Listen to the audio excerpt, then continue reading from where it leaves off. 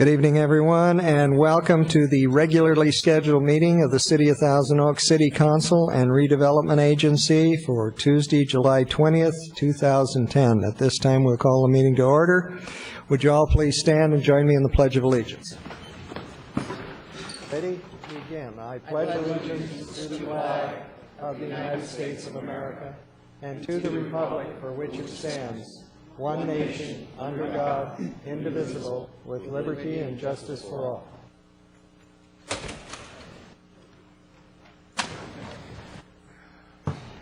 Thank you. Would the clerk please call the roll? Councilmember Bill De La Pena. Present. Councilmember Glancy.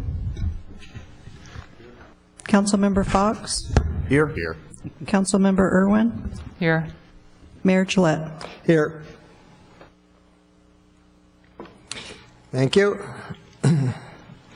Item 4, request for continuance of any public hearing or agenda item.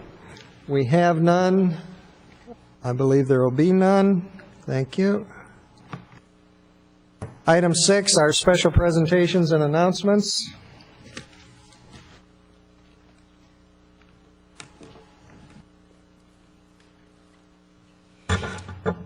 Our first presentation concerns an infestation that has become a serious issue for California citrus growers.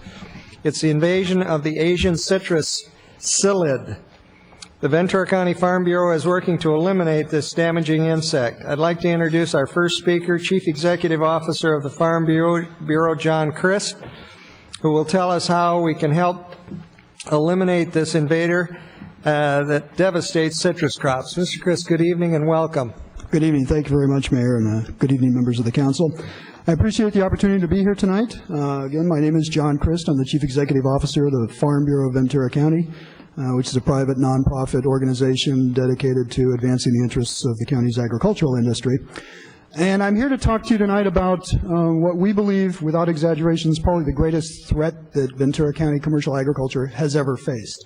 But I'm here talking to you about it because it's a threat not just to the county's agricultural industry.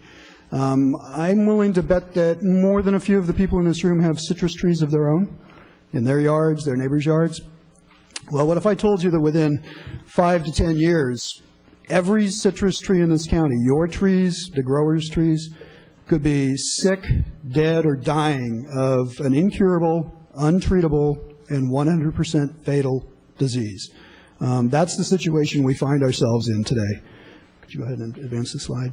There are two parts to this plague that I want to talk to you about. There's the killer and the carrier. The killer is a bacterial disease known as Huanglongbing. It's originated in Asia. The name reflects that because Huanglongbing is kind of hard to say multiple times. We're just referring to it as HLB for shorthand. It's a disease, as I said, that's caused by bacteria introduced into a tree. It affects all varieties of citrus and close citrus relatives. An infected tree, the fruit becomes misshapen, it becomes oddly colored, it becomes off in its flavor. The tree then drops the fruit, it drops the leaves, and eventually it dies. And this can take as little as 18 months from the time of infection. Up to 5 years in older trees. And I do have some materials that have additional information I'd be happy to leave with you tonight. The disease doesn't affect people, it doesn't affect other crops, but it affects citrus, and it kills citrus. Go ahead and switch. The other part, so that's the killer. The carrier is a small insect called the Asian citrus psyllid. It's an aphid-like bug. It feeds on the juices of plants. It feeds only on citrus, this particular kind of psyllid. Again, it feeds on all varieties of citrus, mandarins, lemons, oranges, grapefruit, kumquats. And although the psyllid itself can cause damage to plants, that's kind of a minor thing. The real threat that it poses is it's the transmitter of the bacterial disease. Go ahead and move to the next slide. When the Asian citrus psyllid, which we are referring to as ACP for short, we like acronyms in the business. When it feeds on an infected tree, the bacteria gets picked up into the psyllid's body and it stays with that psyllid for the rest of its life. And every time the psyllid feeds on another tree, it infects that tree with the disease. Again, it's a very small critter. It's like a small brown grain of rice, and it feeds on the leaves and stems of the trees.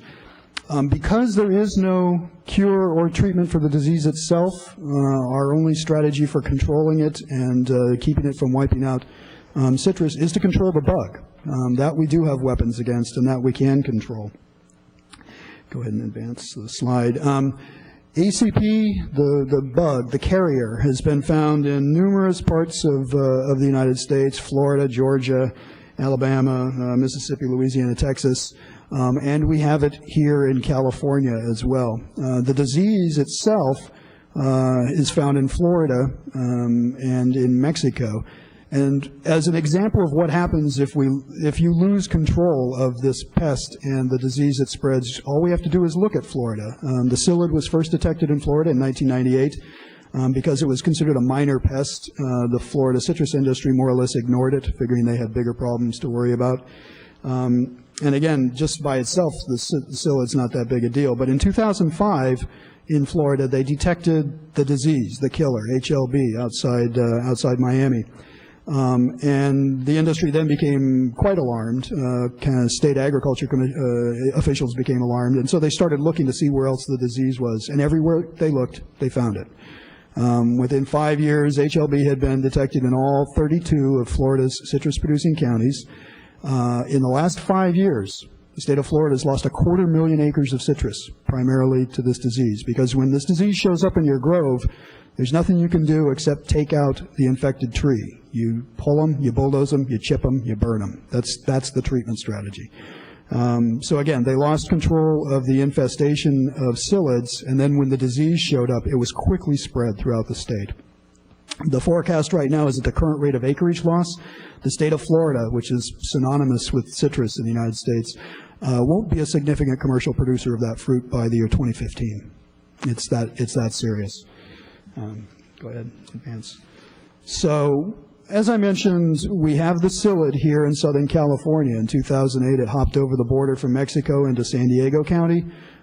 Shortly thereafter, it spread to Imperial, Orange, and Los Angeles counties. All 4 of those counties are either partially or entirely under quarantine right now. The closest find of a psyllid is in Van Nuys, which is about 7 miles from the Ventura County border. The big problem here is the psyllid is not moving on its own. It didn't fly up to Van Nuys from Mexico. It's being moved by people who are moving infested plant material, fruit from backyard settings that are carrying the bug. And so, you know, these dots you can see on this map are locations of psyllid finds throughout Southern California. There are literally hundreds of them. We don't have the disease in California yet, as far as we know. Every psyllid that's trapped is tested to see if it's carrying the disease. So far we're clean. But it's close, and it's getting closer. Until last December, we thought we had a fair amount of time before we had to really worry about it. The nearest it was known to be was the east coast of Mexico in the Yucatan Peninsula. And then in December, just before Christmas, infected trees were found in the Guadalajara area, and infection has since been found up as far as Mazatlan. So it's about 1,000 miles from California, and it's moving this way. Go ahead and advance. And the really bad news is even if we don't have the disease yet, as soon as we get the psyllid, the clock starts ticking. Everywhere the psyllid has showed up around the world, and it's shown up in most of the citrus-producing regions of the world, the disease inevitably follows 2 to 3 years later. And so that's one of the reasons we're worried. So what's at stake? Well, you know, I work for the Farm Bureau. I represent commercial growers.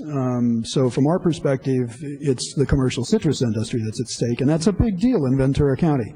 Fully a quarter of the irrigated acreage in this county is planted in citrus, mostly lemons, but also mandarins, oranges, and some other crops. 24,000 acres. It's responsible for $510 million a year in local economic activity. Supports more than 7,000 jobs. Generates more than $19 million a year in business tax revenue. But one of the reasons that I'm out talking to everybody about this, not just about not just to our citrus growers, is that it affects everybody's trees. Every backyard citrus tree in this county is at risk, just like the commercial growers' groves. And sadly, every detection in California so far, with about 2 or 3 exceptions of the ACP, has been in somebody's backyard tree. That's where they're showing up first. So this is an instance where the urban population of this county has the same cause as the growers of commercial citrus. We're all more or less in this together. So the good news is there are some things we can do, and there are things that are being done. I want to talk a little bit about that. When one of the Asian citrus psyllids is detected in a place, the California Department of Food and Agriculture establishes a quarantine zone around that find, 20-mile radius, sometimes larger. You can't move host plants out of the quarantine zone, and you can only move fruit out of that zone if it's been commercially washed. Again, the strategy is to try to limit the spread of the psyllid, since there's nothing we can do about the disease once it shows up. We have to focus on the bug. There's trapping going on. The CDFA has placed traps in residential areas throughout the citrus growing regions of California. The Citrus Research Board, which is a private industry financed group, has placed traps in the commercial groves. Again, we want to detect the psyllid as quickly as we can when it shows up. There are eradication efforts undertaken as soon as the psyllid does show up.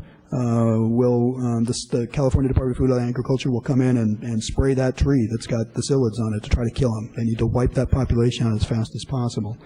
And a great deal of research is also being done to try to find better control strategies for the psyllid, but also ultimately a cure for the disease. That's really what we have to hope for.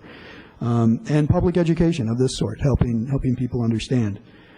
Locally, we, the Farm Bureau, and some other organizations in this county have established the Ventura County ACP HLB Task Force. Some of the materials that I will be presenting to you, leaving with you as I finish up, talk about that. We have very broad representation to underscore both the need for broad outreach across the county, but also the broad nature of the shared risk that so many different community members should be concerned about this. So we're coordinating an education outreach campaign. We've been doing presentations just like this one to all of the elected bodies in the county. We've been doing presentations to community groups. We've produced a number of different materials, door hangers, utility inserts. In fact, your city graciously allowed us to insert a little flyer into your utility mailings, and I thank you for that. So why are we doing all this? Well, what we're trying to do is turn everybody in this county who has a citrus tree into a psyllid detective. Again, we have to find the bug as fast as we can when it does show up, and we believe it probably will this year. We need to eradicate it as swiftly as possible when we do find it. And so one of the materials we're distributing are these little ID cards that have a little magnifying glass in them, and I've got some of those for you as well. Like a junior detective kit. We want everybody out in their backyard looking at their trees. If they find something that looks like this psyllid, we want them to call this hotline and report it. The faster we find it, the more swiftly we can respond, the better chance we have of eliminating it. The other thing people can do is, well, it's really something they can not do, and that's don't bring plants into Ventura County. Don't bring citrus plants into Ventura County from other areas. There's a good chance you're running the risk of bringing the pest with it. Don't bring backyard fruit into the county, citrus fruit from other areas, particularly Los Angeles, where we have all these infestations. It's very easy to move that bug, and if the disease shows up, all it takes is one bug to spread that plague. So we have to have a zero tolerance policy on the bug. And ultimately, this is what's at stake. These lovely citrus labels here. It's Ventura County's heritage. It's our heritage of Southern California. It's the backyard citrus tree. It's such a classic part of life here in California. And I don't think any of us wants to think about a future in which we don't have that. And that's unfortunately the very real risk we face. So, I appreciate your time. If you folks know how to reach the people in your community. If there's any advice you can offer us in terms of outreach and education efforts, we'd love to hear from you. If there's any organizations or groups you or anybody in the audience are members of that would like to have a presentation like this, we're happy to do so. I feel like I've probably spoken to every group of 3 or more people who'd sit still for 10 minutes in the county in the past 3 months. It's been a very interesting process, and I've enjoyed it a great deal. But again, we need your help. We need everybody's help. And we've got plenty of information on our website. Go ahead, Marion. Which is the address should show up here on the slide. We have the task force has a Facebook page.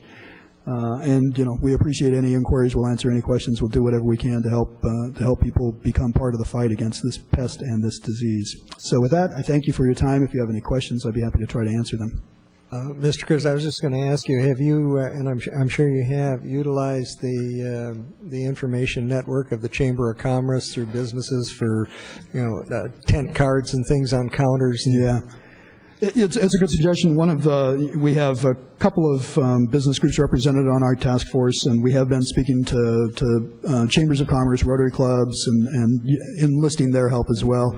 We've enlisted the Master Gardeners program. We have a number of very energetic volunteers who just last week took 25,000 of our door hangers out and distributed them at nurseries and garden centers to help get the word out too. So that's a good idea. And one other question. I know every once in a while over the years when there's been a threat of infestation of one kind or another, I'll get a request at my home because I have a lemon tree near the front that's visible to hang one of those little traps in. Right. Is that program continuing or? Yeah, and that's the traps that are specific to this program are, they're yellow cards, flat cards about so big, sticky, they're sticky traps. So yeah, if as a homeowner, if somebody from CDFA approaches you and says, we'd like to put a trap in your tree, is that okay? That's great. They're coming around every couple of weeks and checking those, and if there's any suspicious bug caught in that, they'll send it to a lab to be tested. And again, that early detection is key, because we know what happens if you don't pay attention. We're Florida, and we don't want to be Florida. Excellent. Mr. Chris, thank you very much. We appreciate your presentation this evening. Any other questions? Okay. Our second item at this time, I'd like to invite Ginger. Ginger, you want to step up the podium? I'll join you down there. Mrs. Girardi is former executive director of the Ventura County Transportation Commission and a former member of the City Council of the City of Simi Valley. So I'll join you there in just a second. Thank you very much. It's a pleasure to be here. Always enjoy coming to Thousand Oaks, but my role here this evening is as a member of the Fair Board, and I've come this evening to present the City Council with this year's poster for the Ventura County Fair, and to ask you all to join us at the fair, which is running from August 4th to the 15th. And this year, the poster was done by a young lady who was about 14 years old. We had an art contest going on from the kids. I would take a picture. Okay.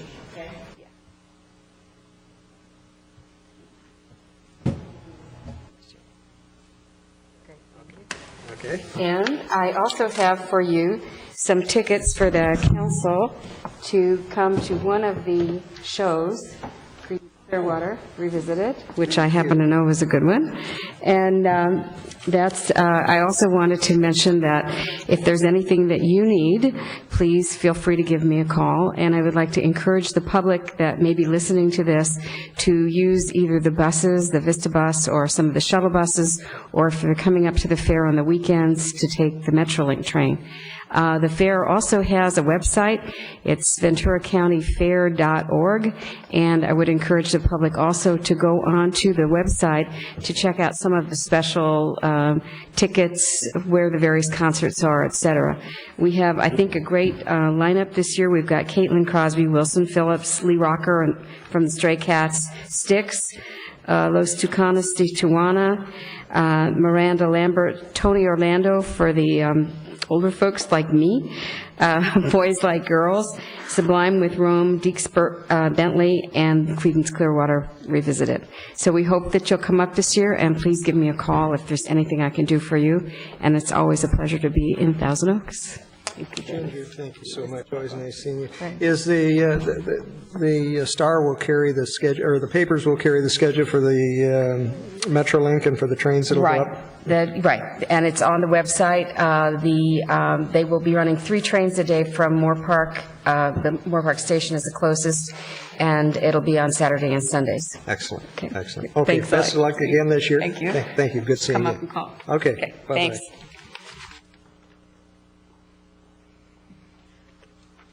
At this time, I'd like to invite our Director of Library Services, Steve Brogdon, to join me. Steve, all right, there you are. 4 years ago, the Thousand Oaks Library initiated the One City, One Book program. It's been a great success. Residents have enjoyed reading a variety of books as well as joining in on activities such as author events. Steve, would you come up and introduce the latest book chosen to the committee and tell us what's going on, please? How are you? Great. How are you?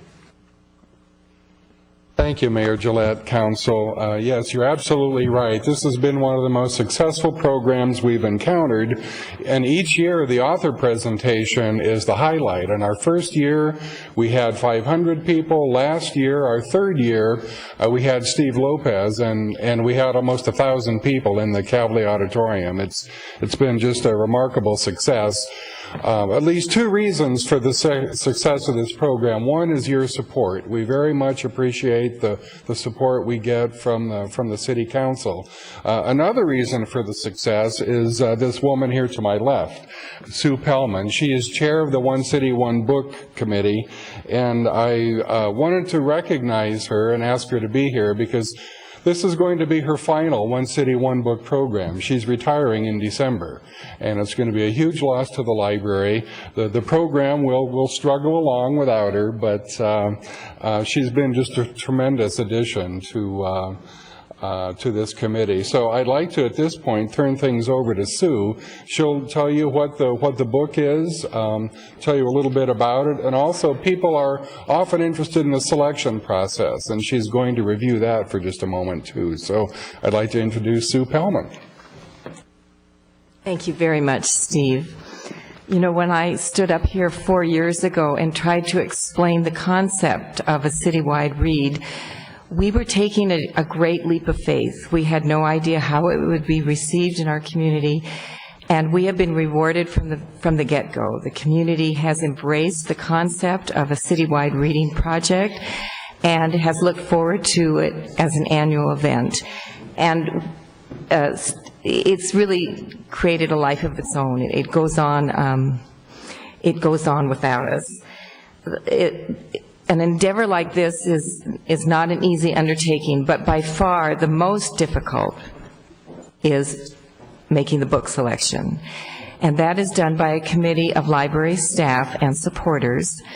We take suggestions from the community. We look at countless book reviews, comb the bookshelves in libraries and bookstores, countless hours of discussions and reading, and try to come up with a book that meets our criteria, and that is that it has to be, first and foremost, a book that is of good literary quality. That means that it's well received in the academic, the publishing world, the public. It's gotten good reviews. We want a book that's going to have wide appeal, one that has themes and topics and settings that we feel will resonate with our readers. A book that both adults and high schoolers can enjoy and talk about together. And as Steve said, the author event is a very important component. So the author has to be available and willing to participate. And the book has to be available in multiple formats, in large print, in audio, in paperback. And that it's not easy to find a book that meets all those criteria. We have found one, again this year. It's quite different from anything that we've had in the past. It is a novel, and it is a debut novel. So it's a book and an author that isn't on everybody's reading list yet, but we hope will become on your reading list. The book is called Sweeping Up Glass. It's by an author named Carolyn Wall, who resides in Arkansas. She has been very gracious and is willing to come out and spend a weekend with us. Ms. Wall has been teaching creative writing for many, many years. She will be offering a creative writing workshop for our community. She's also graciously agreed to meet with some lucky local book club. And then she will meet the community on Saturday, November 13th in our Kavli Theater. The book is an award-winning book. It has received all kinds of accolades and wonderful reviews. It's filled with mystery, suspense. It's both a whodunit and a how was it done. It's a family story that takes place in rural Kentucky in 1938. So it's got a little bit of everything, and it has been likened by several critics to Harper Lee's To Kill a Mockingbird. I will just very quickly read what the Boston Globe had to say about it. It's a story of mystery, justice, family, and race in a world where the color lines are clearly drawn and the land drives the way of life.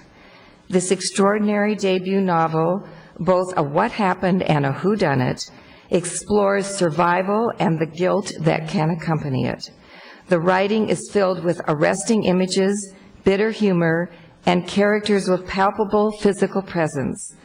The fresh voice of the clear-eyed narrator reminded me of Scout in Harper Lee's To Kill a Mockingbird. I literally could not put it down.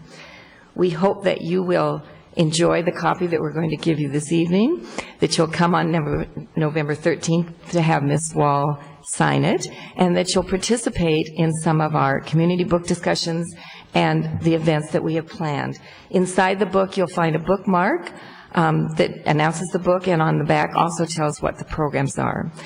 Again, I want to thank you on behalf of the library and the community for supporting this effort.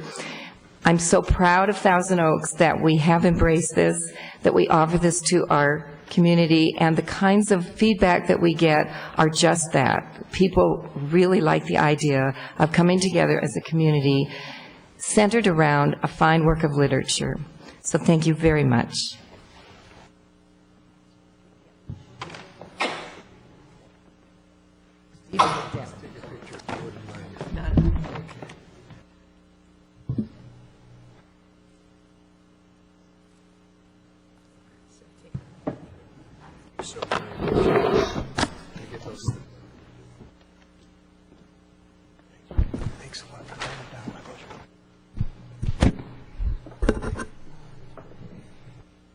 Our final presentation is recognizing a performing arts group that has opened the lives of Conejo Valley youth to a lifelong participation in the arts.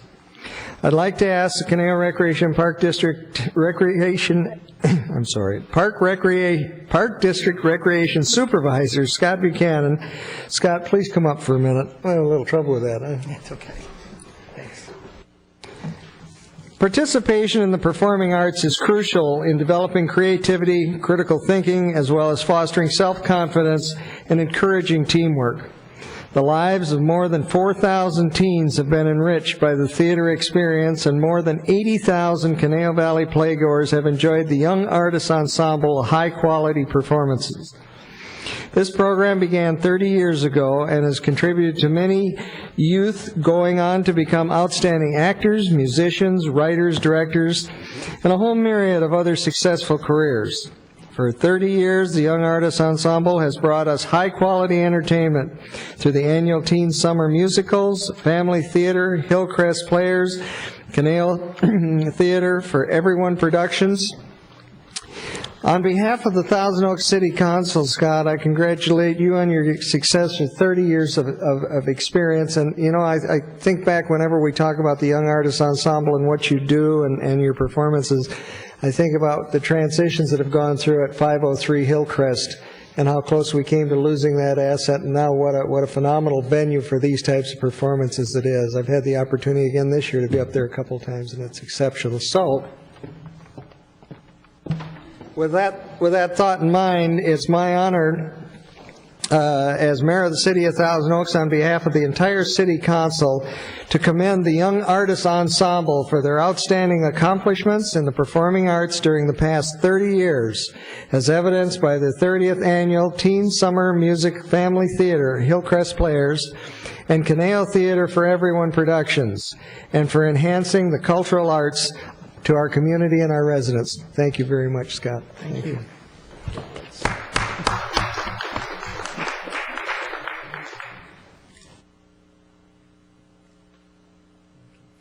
Now, I understand you have a couple of talented performers that you'd like to have entertain us a little bit. So would you do the introductions and take it from here? It's good seeing you. Thank you, Mayor Gillette and council members. And I'm really here to extend a big thank you to the City of Thousand Oaks for their incredible support of the Young Artists Ensemble from its early days at the Edwin Jans Junior Arts Council Center to its new home at the Hillcrest Center for the Arts. And this summer, the Young Artists Ensemble turns 30, as was mentioned, and we're celebrating our 30th annual Teen Summer Musical right here in the Janet and Ray Shear Forum Theater.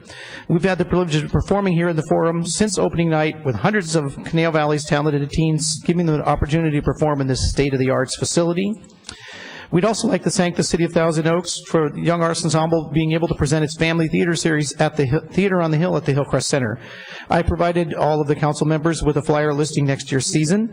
The Young Artists Ensemble has helped provide unparalleled experiences for thousands of youth and even more Canal Valley residents. And its success can be seen on stages everywhere, as our alumni have gone on to countless local stages, including Cabrillo Music Theater, and some have even made it to Broadway in such pieces as The Crucible, The Fantastics, and Wicked. Tonight, we'd like to provide you with one song from this summer's musical, which opens this Friday, right here in the Forum Theater. Our show is Stephen Sondheim's masterpiece, and it's Tony Award-winning musical, Sweeney Todd, the Demon Barber of Fleet Street. Also, July is Park and Recs month, so please join us to celebrate this by attending a performance of Sweeney Todd, which runs right here from July 23rd through August 1st. It's here in the Forum Theater Fridays, Saturdays at 7:30, Sundays at 2:30, and you can find out more by going to our website, www.yaeonline.com, or you can call us at 805-381-1246. And Sweeney Todd is the classic tale of music, revenge, and meat pies, which tells the story of a young barber, his beautiful wife, and the evil judge who destroys their happiness. The barber, no longer young, is now returned from years of horrific exile to discover the heartbreaking fates of his family and to exact revenge not only on the judge, but on all mankind. It's definitely a twisted tale, told with some of the most incredible music ever written. Our cast and orchestra are currently in rehearsal for Friday's opening, but we've managed to borrow one of our incredible actors and our music director. Our song tonight features Francesca Barletta in the role of Mrs. Nellie Lovett, the owner of a London meat pie shop, which features, in her own words, the worst pies in London. Her song introduces us not only to Mrs. Lovett, but to the terrible economic conditions suffered by much of the lower classes in Victorian England. Please join me in welcoming Francesca Bartlett as Mrs. Lovett, accompanied by our music director, Zachary Spencer, on the piano.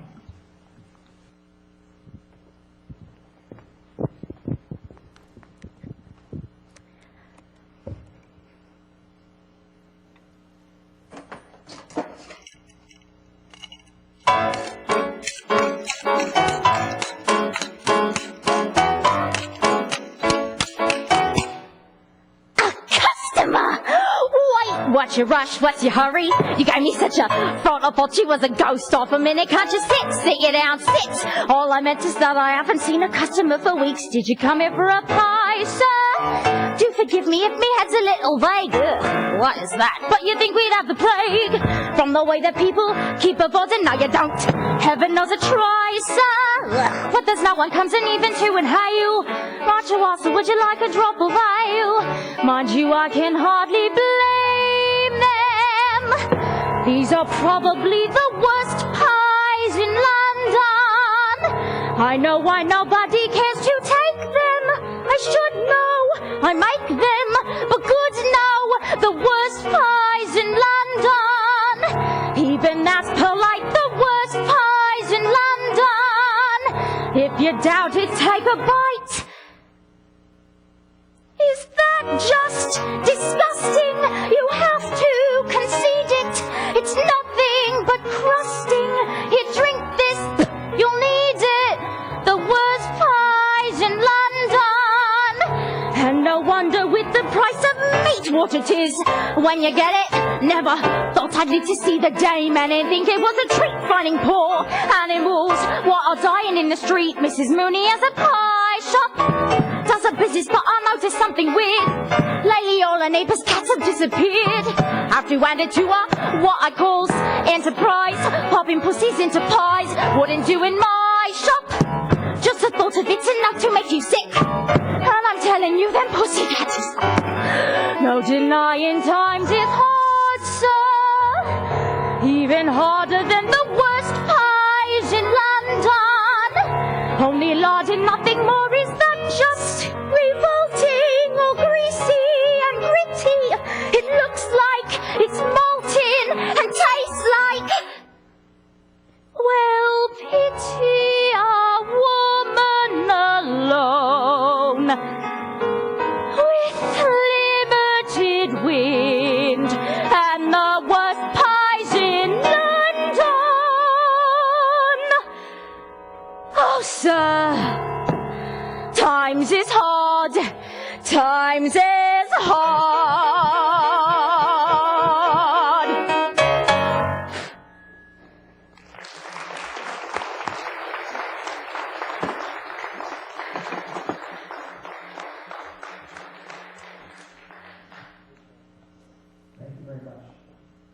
Come see us.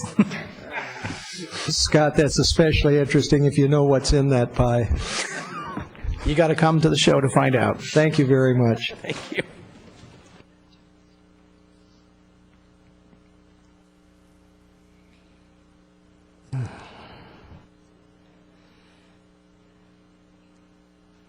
This time we'll move to item 6, the public comment section. Would the clerk please call public comments? This is the time and place for public comments. The speaker card is available for those wishing to address the City Council regarding items on the agenda or on a subject within the city's jurisdiction. Pursuant to council standards of operation, the mayor may assist any speaker from straying into areas not within the city's jurisdiction. All remarks should be addressed to the council as a whole. Under state law, issues discussed under public comments can have no action unless listed on the agenda and may be referred to the city manager for administrative action or scheduled on a subsequent agenda.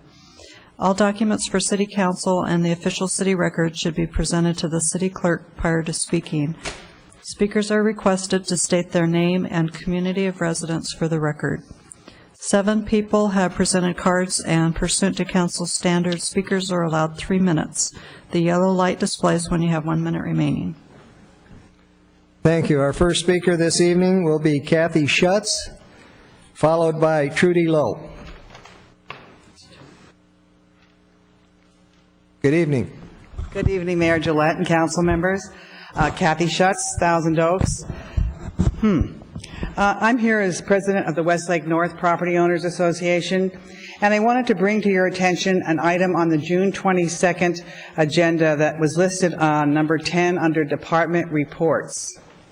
That item was the initiation of annexation to the city of Thousand Oaks of the Miller Ranch property in the North Ranch area and concurrent processing of the development entitlement applications with the pre-zoning applications.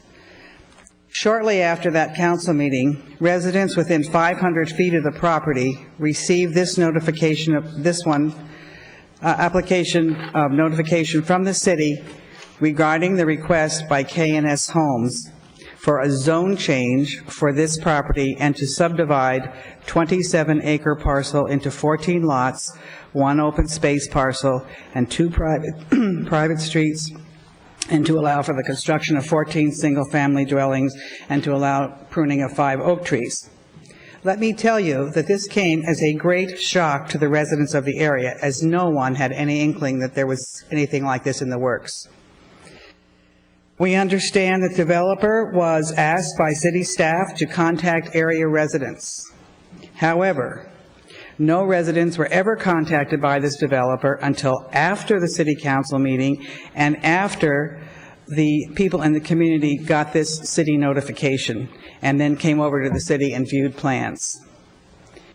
In our meetings with staff, we now understand that a plot plan has been submitted showing plans for 14 homes, for roads, flag lot driveways, security gates, etc.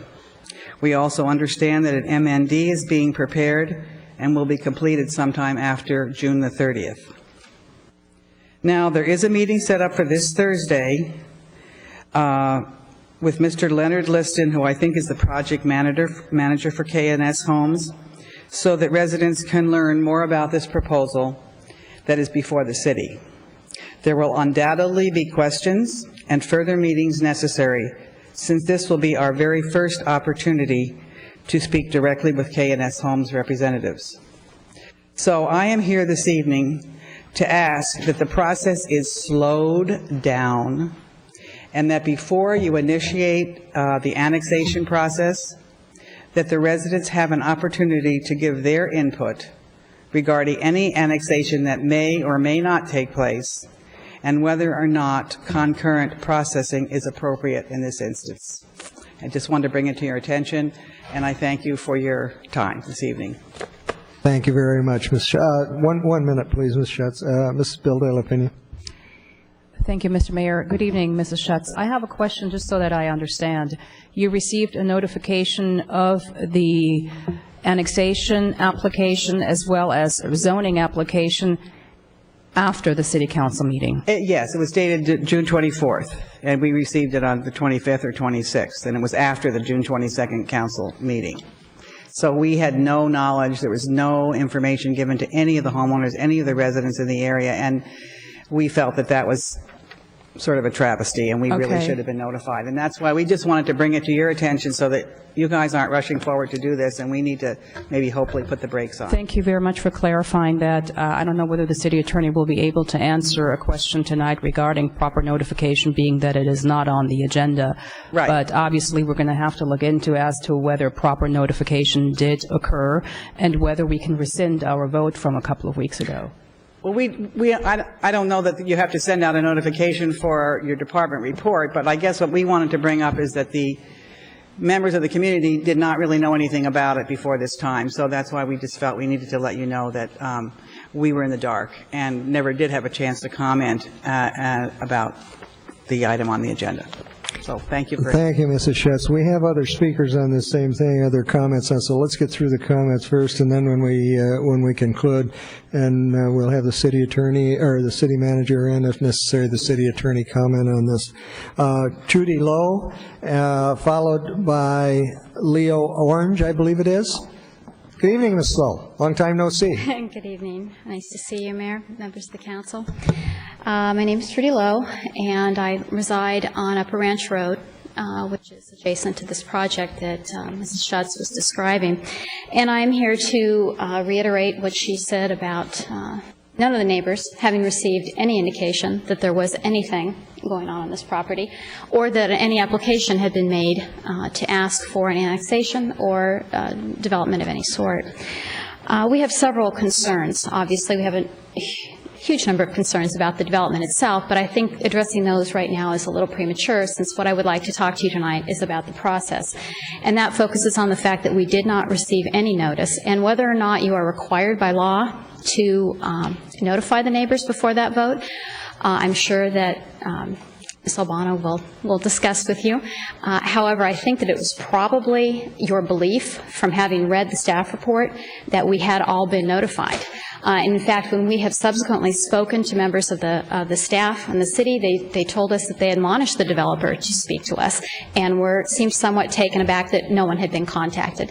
So whether or not it was legally required, I think that it was clear that all of you probably were under the impression that we had been notified, and I think that in itself may be an issue when you consider whether to bring a motion to reconsider your vote. The second issue is I noticed in the recitals to which were on the last page of the memorandum that we've now found, that it indicates that it was the property owner that brought forward this application. And I'm not sure, by having done the title search, that that's correct. I don't know that the person who made this application was, at the time of that application, actually the owner of the property, and I think, in fact, it was a developer who did not own the property. And I'm not entirely sure what the status of the title is right now, and I think those, as well as many other considerations, should be thoroughly examined before we move forward at this time. So we would appreciate you reconsidering the vote. Thank you. Thank you, Mrs. Lowe. Okay. And Mr. Leo Orange? Yes. Good evening, sir. Can you make that, maneuver that? I can make it. Okay. Thank you, Mr. Mayor, council members. My name is Leo Orange. I also live at 2110 Upper Ranch Road. I'd like to you've heard some concerns from Kathy and from Trudy. I'd like to bring some history and let you know what we've been doing and what I did in the neighborhood. After I got this letter 2 days later, I came down here and started researching, met with Ed Renke, actually called the city manager's office and the city attorney's office, started calling the county, and just to get history, because when we moved into the area and decided to build up there, I was the second to the last lot to build there. And the one thing that I did was I did my history. I found out it was open space, 20-acre SRP, scenic resource protection, and that it was listed here in the city of Thousand Oaks as a open space 20-acre minimum parcel size. I befriended the Millers, and even in the last 2.5 years of Mrs. Miller's life, my wife and myself were her life alert until the niece brought in someone to help her with her daily living. And I constantly talked to her and said, how wonderful that you left this as open space, because she used to have her horses there, she used to have her donkey there, Taco Bell. I mean, it was really wonderful. The reason for us building there, we were thinking of moving to Malibu. We had a lot in Malibu, and we looked at that lot. 2 reasons. One were schools for our children, and the most important was that we fell in love with Thousand Oaks, and we always thought that this 20-acre open space would be like this, because I knew what happened by the park and what happened right across the street. I think, what's the name of that? Oak Park? The Oak Place Drive, the park right across from where we live. That took up to 9 years to develop. And in this economy, and with the way, in speaking with the developer or with PC, they will sell each individual lot and then allow the homeowner to build on it, as we did. I would think that it would be an impact to the community, the area, and in itself, the people that moved there with the understanding that, as we did, that this would be open space. If I thought it would have been developed to 14 parcels with homes on them, I don't think I'd ever moved there. I would have moved to the place in Malibu where only one other place could have been developed at the time. So with that, I'd like to thank you for your time. Thank you very much, Mr. Orange. Dr. George Kolovas, followed by Tula Kolovas.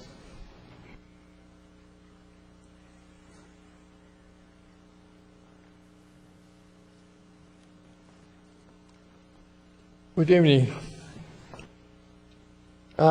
Before I say anything,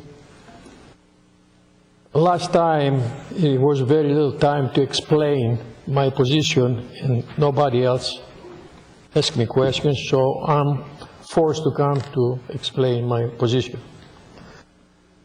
In the council meeting, last meeting, one of the council members said that when you are one of the people that is affected by a conclusion drawn by the EIR, it is natural that you do not trust the completeness of others as others would. I'm sorry, I'm nervous. I was not the only one affected by the proposed construction project. But I was most probably the most qualified to do so. My background is technical. I have a PhD in chemistry, and I did 10 years of research in areas covered by analytical chemistry, environmental chemistry, and EIRs, EISs. After all, the very same reasons were responsible that we moved here in Thousand Oaks when I was hired by Rockwell International. At that time, I was doing research in fine particulates, ozone, and other pollutants. And I was one of the members that started the environmental industry. Today, I'm here to defend my professional integrity from the attack that I received from the 3 members of the council. In page 1 of the packet entitled Corrections in Table 3.1, Existing and Proposed Hospital Characteristics, the percent increase column, hospital beds, and building area and parking spaces are 22%, 62%, and 42% respectively. In page 4 of the same packet, where the incorrect data were replaced by the correct data, the corresponding percent increase values are 50%, 130%, and 156% respectively. How anyone of you cannot suspect a document in which, here we go again. Can I have the time to finish, please? You're going to have to wrap up, Mr. Clovis. That's the speaker. In this forum, that's the allotted time, and everyone has to be treated the same way. Your time is up. I'm sorry. Well, you have. Can I conclude there, please? Please do. I'll give you just a few seconds, but it's... Okay. The data is there. You're obliged to study it. In my comments, and in my write-ups, I have asked for more time to complete the citizens' investigation. I ask again the same thing. You have at minimum the moral, if not the legal, obligation to do so.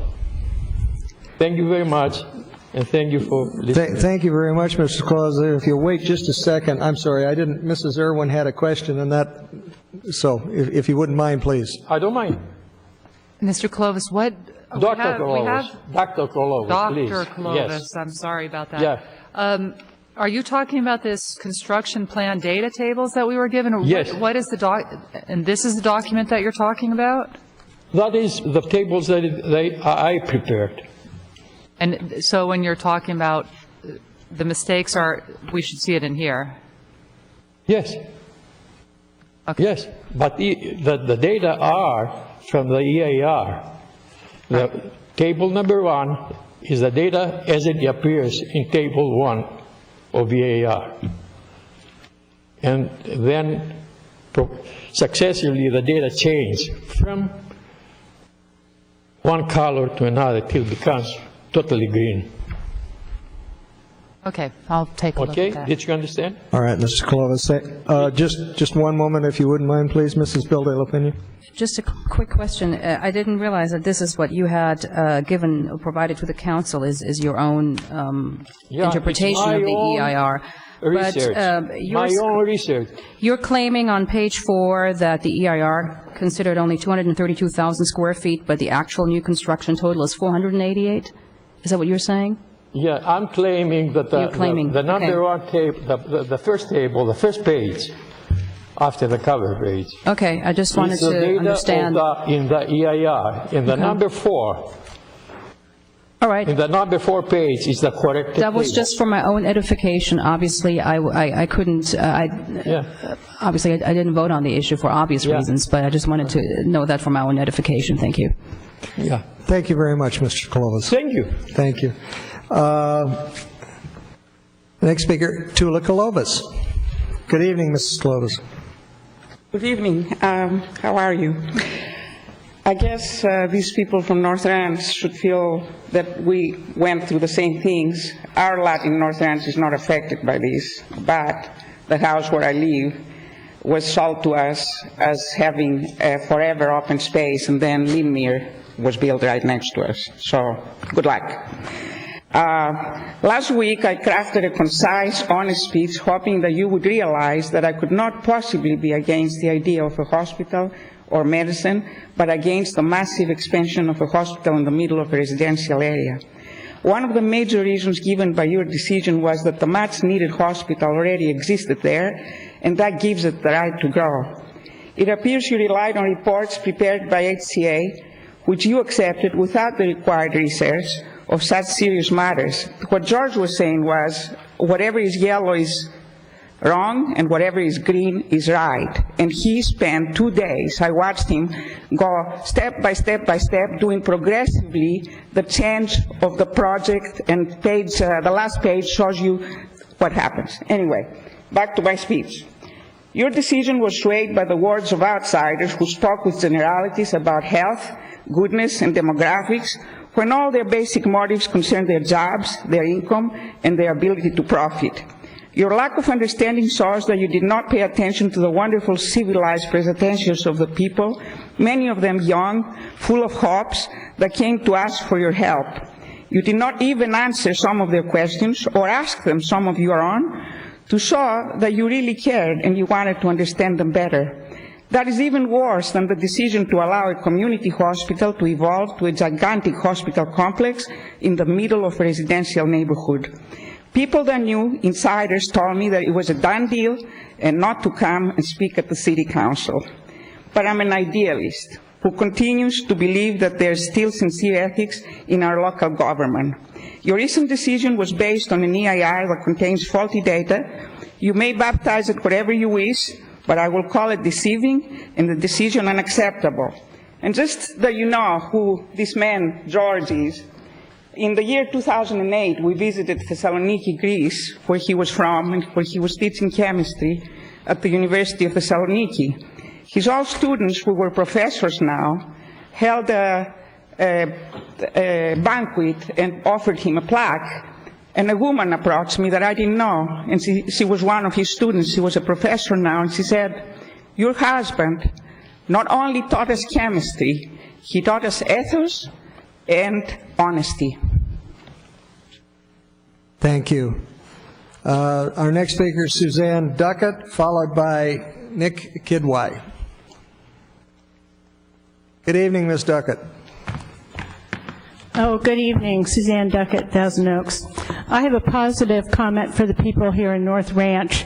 When all of you people start chopping away at our open space, I hope we can count on all three of you to come back and help us preserve the open space in other sections of Thousand Oaks, Greater Thousand Oaks. So thank you for coming tonight, but I'm counting on the three of you to come back. It's going to be soon. Tonight, I really came for Lynn Road, and Councilman Glancy asked a question at the last meeting, the area around the hospital, if the speed limit could be changed. And yes, absolutely, Betty White has the perfect solution to Lynn Road and to Jan's, as a matter of fact, and that's mess with people's heads and drive slow. All of us people out there can drive slow, way underneath the speed limit. That is the way to change the speed limit on Lynn Road and Jan's. I would like to have the city manager put another speed limit machine in between Gainsborough and Jan's to monitor that speed so that we can have it reduced again. Actually, we could reduce the speed to any speed that we want right now because the police do not monitor that road. It's a very unsafe road to pull people over. So I want to thank the police for not monitoring the road. And if they don't monitor the road and they don't give tickets, you can put the speed limit at 30 miles an hour today or tomorrow if you want. So that's the answer to your question, Councilman Glancy. I was asked by somebody on the staff what streets need to be monitored and the lights need to be changed. So I'm here to do the job for city staff. There are 6 roads that need to be changed. The lights need to be changed. Lynn and the freeway. Lynn and Hillcrest. Lynn and Camino Manzanas, which is really awful. Moore Park and the freeway, and the policeman there who monitors that signal says that it takes a long time for that signal to change before he can give his tickets. And Moore Park and Wilbur, and Moore Park in Gainsborough. So there are my first 6, and I'll come back to you with more. Thank you. Thank you. Our final speaker under public comments, Mr. Nick Kidwai. Good evening, Mr. Kidwai.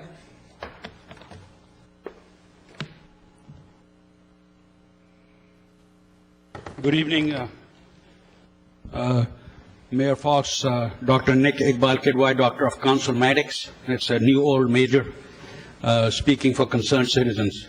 If TOTV will be kind enough, that's from the LA Times. Is the city manager worth $800,000? I say no, he's worth $1 million. I thought the city manager just walked in, but he's sitting, the Honorable Sir. We had a little walk during a meeting, and I remember at that time when he was paid around $100,000, he said that he was kind of living poverty because his friends had gone to Wall Street and were making $1 million. Please, citizens, read about what's happening in Bell, how the council people are making $100,000. Finally, the citizens have woken up. This city, I mean, this city manager, city attorney makes more than the vice president. I mean, something is wrong. The legislator had a cutback of 18%, but nothing happens here. If you can see that, I'm hand-delivering this to the council. There was a supplemental packet, only one for the hospital that's on the internet. This is what it looks like. There were 2 supplemental packets, one on Friday, one on Tuesday, that never made it. What's the reason?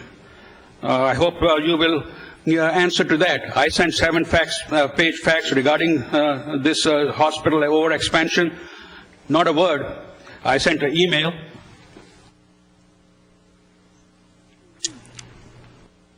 TOTV, yeah, that's the email 7 days ago as to why it was not in there, but not a word from anyone. I just want to get my money's worth. I made these decals or signs, but I never got a chance to use them, and I didn't get a chance to show off my pictures.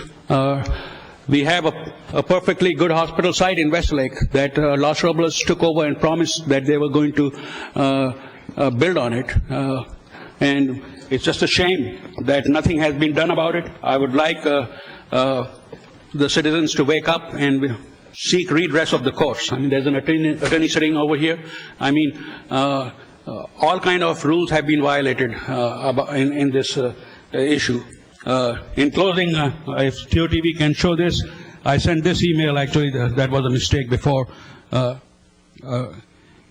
to 7 or 8 staff members. Last time I talked about the road overlay program that was promised to me verbally, and on the operating budget, you can see the picture of Amador Lane. I didn't have time to print it, but it's there, Mayor Gillette. It was promised. Why is this program being changed? I mean, is money being diverted? What is happening over here? The hanky-panky? Thank you. Thank you. That concludes our speakers under the public comment section of the agenda this evening. Follow up to public comments. Does the city manager have some comments? Please. Sure. Mr. Mayor, members of the council, we had 3 speakers with comments about the annexation up there on Upper Ranch Road. Just for clarification purposes, this item is not on the agenda, so we can't really get into a debate, but let me clarify what did happen on June 22nd. That actually was the start of the process. There's a long way to go. Council did not make a decision or offer support or opposition to what the developer may or may not be contemplating. Or I should say the property owner. The property owner has exercised his or her rights to begin annexation, because that's in the city's sphere of influence, as well as to go forward on concurrent processing for entitlements. That's a very normal thing for this type of circumstance. Once council decided to move forward with that, Then the process begins in earnest, and that's what city staff did. They made the adjacent property owners aware of the start of this process. There was not a hearing on the 22nd, correct, John? So that was not a hearing. There was no noticing requirements at that point in time. The MND has not even been released yet, so the process is just starting. We anticipate we've had some meetings. There'll be more meetings going forward, as mentioned earlier. The first one on Thursday, and this goes to the Planning Commission at some point, as well as LAFCO, I think, right, John? LAFCO. So and then back to the council. So this is many months down the road. And that's about all I can say now, unless council has more specific questions. John can answer them. But that's it in essence. Anything else? Okay. All right. Thank you.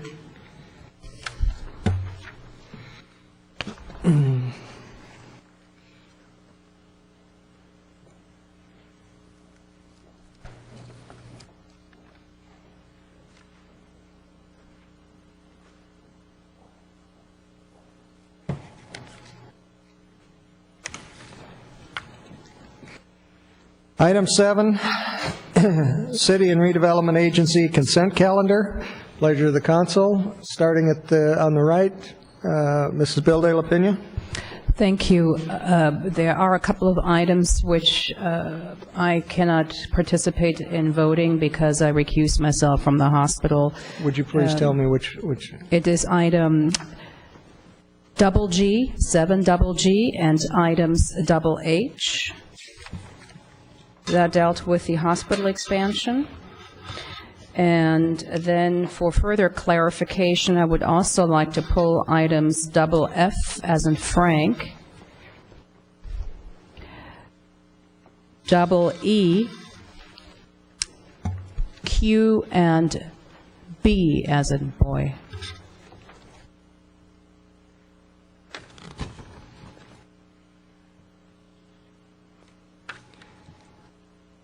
I'm sorry, I got double F, I'm sorry, double F, double E, double H, double G, Q, and B.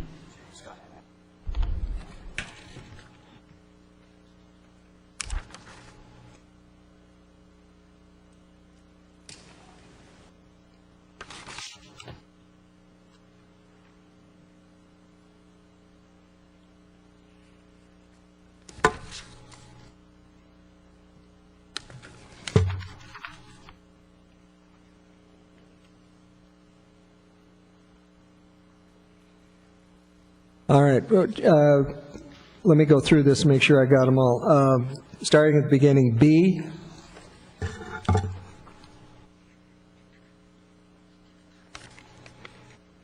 Q.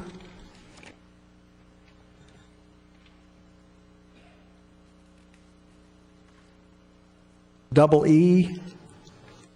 Double F. And double H. And double G. And double G. Okay. Anyone else? Okay, you want to move the rest of the calendar, or you want to go? How do you want to take those independently? You want to start through them? Okay, let's go ahead and start. If you wouldn't mind, please, let's start with B. Rent Adjustment Commission appointments.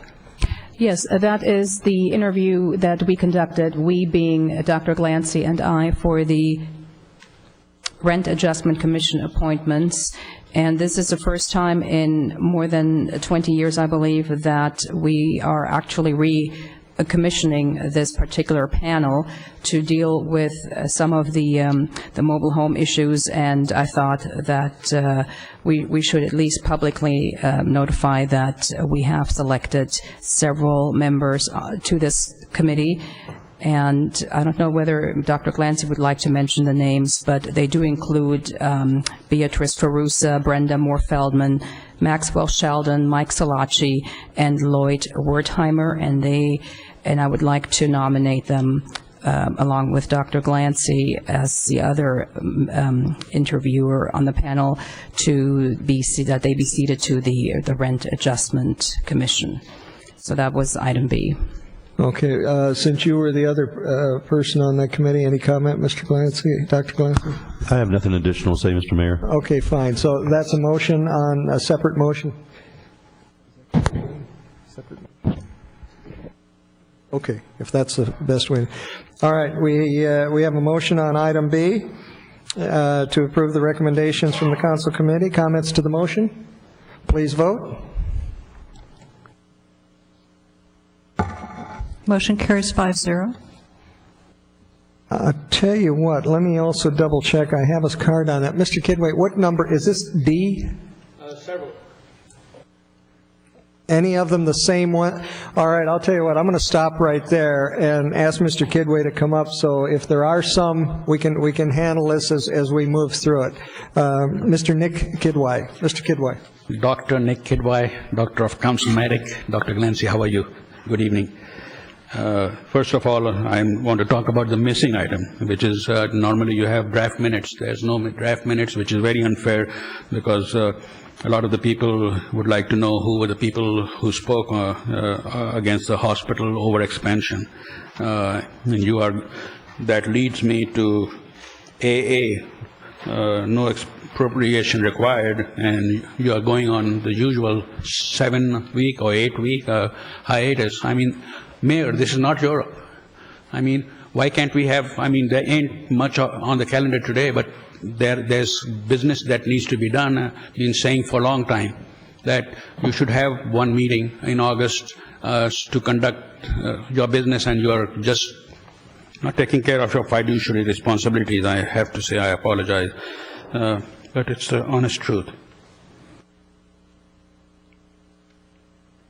This item number D about the grand jury report. That's why I'm standing over here.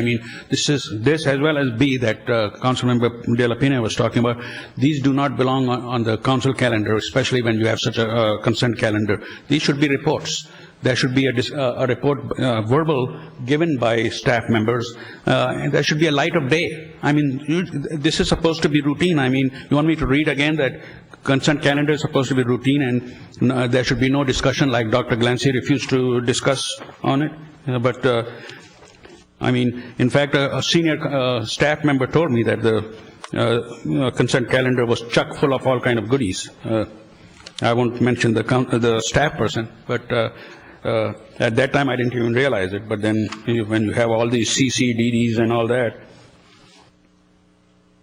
EE, additional appropriation, designate the city manager to sign application and execute a 1 million local housing program. I guess I didn't want to speak about that, but Z is about the facilities, over $1 million being granted on, it's pocket change. This is how taxes are wasted.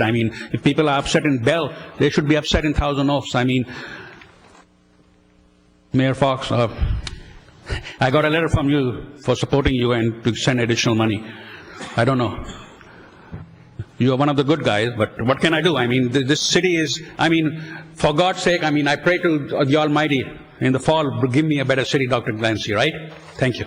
Have a good summer hiatus. Okay. Thank you. We'll go back. The next item is Q, 7Q. Ms. Spildale-Pena. Thank you. Item Q deals with a Page Lane siphon replacement project. And I was wondering whether that project is related to the complaints that this council member has received from residents there regarding the narrowing of a bridle path or a trail for the equestrian community. I don't know. It mentioned Page Lane, and I'm wondering whether that has anything to do with it. No, these projects aren't related. All right. Then I'm sure that particular item was completely resolved to everyone's satisfaction. Was it? The bridle Okay, path. great, because I received an email, when was it? I think all of us yesterday? got into that. Is the but same one it's- from both? Okay. Thank you very much. I did not receive an update that it had been resolved. That is why I was wondering. Okay, so that's item Q, then I move Okay, to I'll approve move item to Q. The Yeah. next one, I moved that we can approve item Q. oh, I'm sorry, yes, okay, please. Have a motion? Comments to the motion? Please vote. Motion carries 5-0. Thank you. We'll go to item EE. Mrs. Bildale-Pena? Thank you. That is the appropriation for the Local Housing Trust Fund program of $1 million. I just wanted some clarification as to whether the money that would be used for that could, besides using it for emergency shelters, whether that money could be, or a portion of it could be set aside for residents who may be displaced due to a closure of a mobile home park. Mayor, council members. The Local Housing Trust Fund program, NOFA, has certain restrictions attached to it, and it has certain stipulations for the use of that money that primarily relate to the development of additional affordable housing, as well as use of monies for emergency shelters or safe haven type uses. So I don't know that we could actually use that grant money for that purpose. Okay, and it also says in the staff report that some money or funding would come from fees collected through the inclusionary housing program, which right now, in essence, is non-existing because we are not charging developers anything to contribute to this. That is correct. How would we then, how would this fund grow if there is no money going in? Well, let me back up. And the basis for applying for the NOFA requires that we have $1 million in matching funds available. It also requires that we have a recurring revenue stream. And you are correct that we adopted the affordable housing ordinance that included the inclusionary program and the linkage fee program, as well as establishment of the Housing Trust Fund program. So what we're proposing at this point in time is that the redevelopment agency will backfill some of those funds on an annual basis in the amount of $150,000 a year out of operating capital funds, not our housing funds, until such time as the housing fees are reinstated. Okay, thank you. So that was item EE. Yeah, I will not be able to support that because I did not support, in my opinion, letting the developer basically not have to contribute to the Housing Trust Fund. I voted against that. I think that we should have charged them, so I'm not going to support this particular item. Mr. Mitnick, you had a comment on this? Yeah, yes, but Mr. Mayor, members of the council, we will follow up on the council member's question about if these grant funds can be used to assist mobile home park, income-eligible mobile home park tenants who are being displaced due to a closure. Since we don't know for certain the answer here tonight, we'll research that, and then we will provide council with an answer. Okay, I'm going to put that on our to-do list. Thank you, I appreciate that, and... Okay, because of your, I'm sorry. Okay, do you, somebody want to move on E since I'll move item EE. EE. Comment to the motion? There being none, please vote.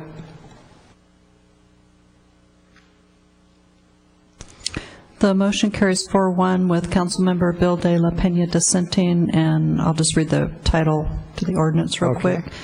It's an ordinance amending Section 9-10.102 and Sections 9-10.203A, 9-10.301A, 9-10.302A, 9-10.401A, 9-10602B1 of the Code, adding appropriate references to extremely low-income category and affordable housing ordinance, MCA 2010-70299.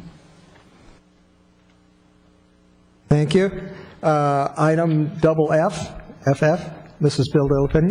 Thank you. The question is, the way I understand it, this is the resolution updating the guidelines for awarding community enhancement grants, that the responsibility is being shifted from the Community Funding Review Committee to staff to award grants. Am I reading that correctly? That is how I'm reading it. No, That some of that responsibility is being transferred? No, at this point, the responsibility stays with the Community Funding Review Committee. Staff would be making recommendations to them, and then ultimately it comes to City Council for approval. But aren't the applications normally reviewed by the Community Funding Review Committee? Yes. Yes, and now that initial step is being conducted by staff. Well, what we would do is additional staff work for the Community Funding Review Committee to propose ranking criteria, how they'd be put together, trying to make the process easier for them. Yeah, that is something that they have been doing. Are they aware of the changes being proposed tonight? Yeah, we did talk to the chair, and let me just also mention the Community Funding Review Committee, the responsibilities of that committee have changed dramatically over the past couple of years. The sports endowment grants have been suspended. That was one of the things they did. And then the community facilities grants are being transferred over to the new, I'm sorry, is it called the new Arts Commission or Arts Council? I'm sorry, I got the name wrong, Cultural Arts Council. And so this is the final piece that's really left for this committee. One of our thoughts is to meet with this committee and determine whether or not they want to even continue to exist. One of staff's thoughts is that what really might make sense is for a committee to be formed with the school district and representatives from the city, because with these grants, pretty much what happens is all of the recipients are school groups. And so to bring some of the expertise from the school district, it might make sense. So our plan is to meet with the Community Funding Review Committee, find out if that's an interest of theirs also. We do know that some of the folks on that committee are applying for the new Arts Council, and so it might make sense. But for now, we would still take it to them. Okay, not having had any formal input from the review committee, which had, in my opinion, been doing an outstanding job in providing and distributing these funds, I'm not quite certain whether I should approve it, so I'm not going to support that simply because I don't feel I have enough information here tonight. Yeah, at this point, we're making no changes as far as what we've taken to them in the past will go to them in the future. So there are no changes as far as what we're taking to them. Well, there is a change in resolution proposed. Yeah, the change in resolution is the criteria, the grant amounts, where those criteria are put, but it's still, at this point, the plan is still to go to the Community Funding Committee. Okay, nonetheless, I'm not comfortable not having enough information, so I'm not going to support that at this time. Okay, I'll move item FF. Comment to the motion? There being none, please vote.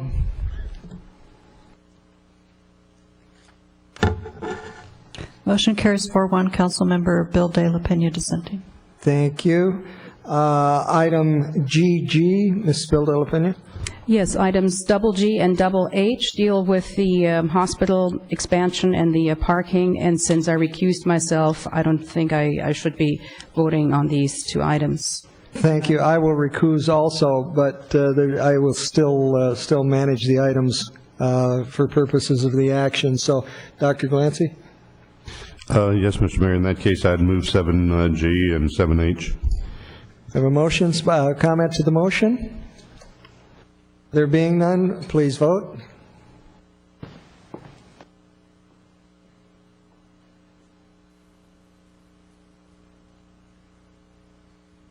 Motion carries 3-0 with Mayor Gillette and Councilmember Bill De La Pena recused. Thank you very much. The remainder of the consent calendar, pleasure of the council. Dr. Glancy? Thank you, Mr. Mayor. I move the remainder of the consent calendar. I have excuse me, I have a motion. Comments to the motion? Being none, please vote. Motion carries 5-0. Fine. Thank you very much.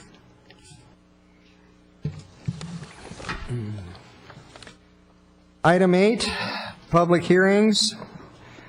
We have none. Item 9, 9A, Hill Canyon Water Treatment Plant, Energy Recovery System. Mr. Chuck Rogers. Welcome to town, Mr. Rogers.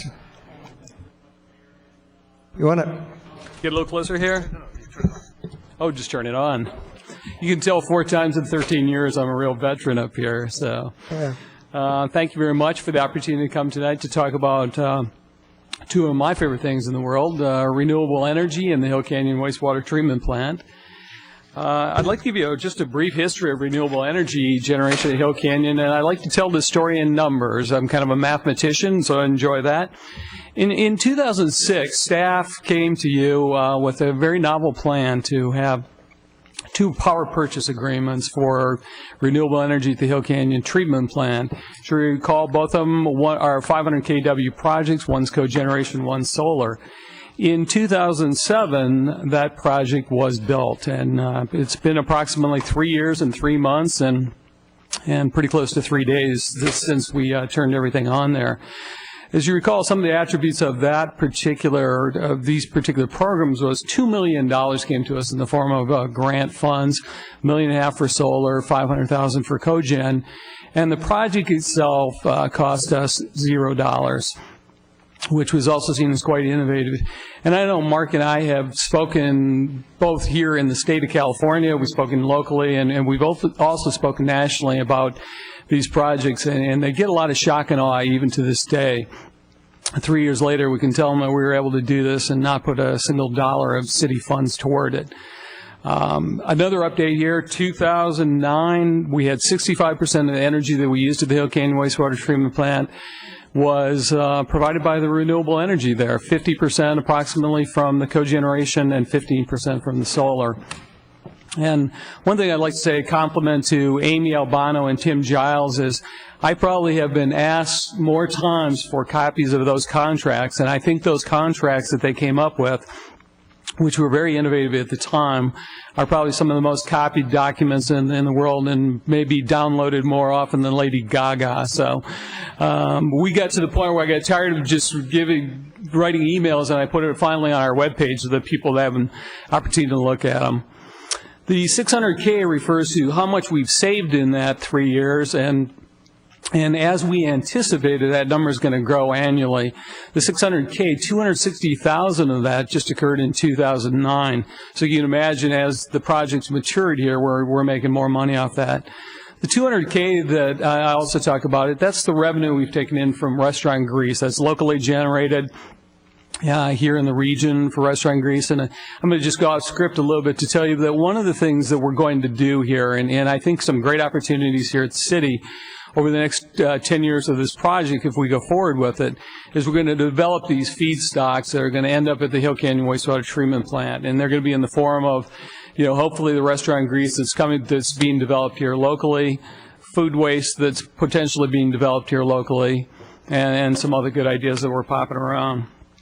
So I put the $500. So that 200K is going to grow. We anticipate $400,000 to $500,000 worth of revenue coming in the year 2011. I'm going to do my best to make that happen. That's averaged out to about $500 a day of savings. And the next column, kind of interesting thing that came up was this year Southern California Edison, because we were creating so much renewable energy, gave us a break on our energy rates, so we saved another $60,000 on that. They have a new renewable energy rate that rewards people for doing the type of things that we do. And then finally, the 2545, which is a standard that we talk about a lot at Hill Canyon and in the Public Works Department, is maintaining our monthly sewer service charge, which right now is in the bottom 50% of sewer service charges in the United States. And I think very few wastewater treatment plants offer the variety of services that we do to the public on an environmental standpoint. City Council goal for Hill Canyon Wastewater Treatment Plant, and you all came up with this about 2 years ago, and your pictures are on the wall, so I get to at Hill Canyon, so I get to see this every day and reminded of the fact that you want 100% of our electricity from Hill Canyon from on-site renewable energy generation. And I just want to tell you, when we get goals that are as crystal clear as that, it really makes our life easier for us. And even though it was a difficult goal to achieve, and we're not quite there yet, we're going to get there. But these type of goals that we get from you, I know that was part of when Scott came on and became the city manager, is that we'd work with goals and objectives. When we have that kind of clarity, it just makes our lives a lot easier as staff members. If you were to tell me, hey, go out and do a great job at the wastewater treatment plant, I'd have no idea what you meant, but I know exactly what you mean when you say 100% electricity here, so thank you.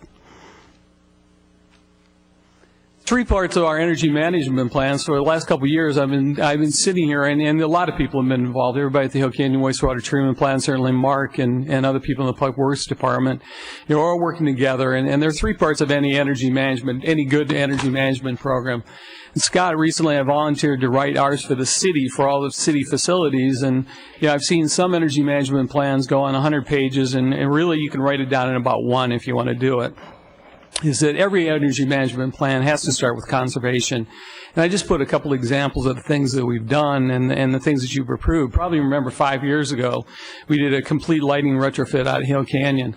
Guess what? Those lights are still going, but when it comes time to replace them, there's a whole new generation of lighting technology that's going to go in there. So conservation, very simply, is finding that light bulb and shutting it off. Other examples that we have here, variable frequency drives, which is a standard way that we're using to control the electricity the motor uses so that it only does what it needs to do. The HVAC system, I'm sure Liz can attest to it, always interesting thing when you look at it, the things that we do. We have buildings that when people leave at 5 o'clock, the HVAC system shuts off and doesn't come on again until 15 minutes before they enter the building the next day. So we're really getting into the fun stuff, the microcontrols of what we're doing in the conservation side of what's going on there.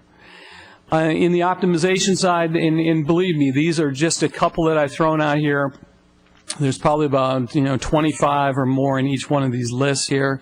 We talked a little bit about the restaurant grease acceptance. The reason why we started doing that is in order to run our cogen at 100%, we needed to supplement what we have coming in the wastewater treatment plant. Pretty fascinating statistic is that 99.96% of the material that comes in the wastewater treatment plant is water. And so from that 0.04%, we're able to create 50% of the energy at the treatment plant, which is pretty amazing. And you know what? We could do better on that. There are new technologies coming out, and it's really pretty amazing when you think about it. The backwash pumps, that was another project that you approved. And the 5% I put down there is for the last few years, I've been trying to reduce our overall energy load 5%, and certainly achieved that in 2009, but not doing as well in 2010. I'm about 1.8% right now, but the year's not over with, and we'll just keep going. The energy management plan that you're most familiar with, obviously, you've all seen the solar out there and the cogen, and the solar continues to delight people. There rarely is a week that goes by that I'm not on the phone talking to somebody. Matter of fact, 2 calls this morning asking me about the solar. So, I want to applaud you and your efforts, and certainly Mark and I, a lot of times when we go give these talks and we tell about the support that we get at City Council, I think a lot of people are just amazed. They just sit there and go, well, we don't get that kind of support, or, people just simply aren't that interested. But like I said, 2 calls this morning. People want to know how we do things, what we did at the City of Thousand Oaks, and I think that's wonderful. Imitation is the sincerest form of flattery, and we see a lot of it for what we've done there. So when we took a look, I'll just back you up 1 second there. We looked at how do we get to 100%, and the finance of this is pretty simple: 6.8 cents for cogen and 16.8 cents for solar. There were some more solar things that we could look at, but I think they were more to amuse me than they were actually good ideas. So we put those on the back burner and started looking more at solar. I mean, not solar, but cogen, excuse me.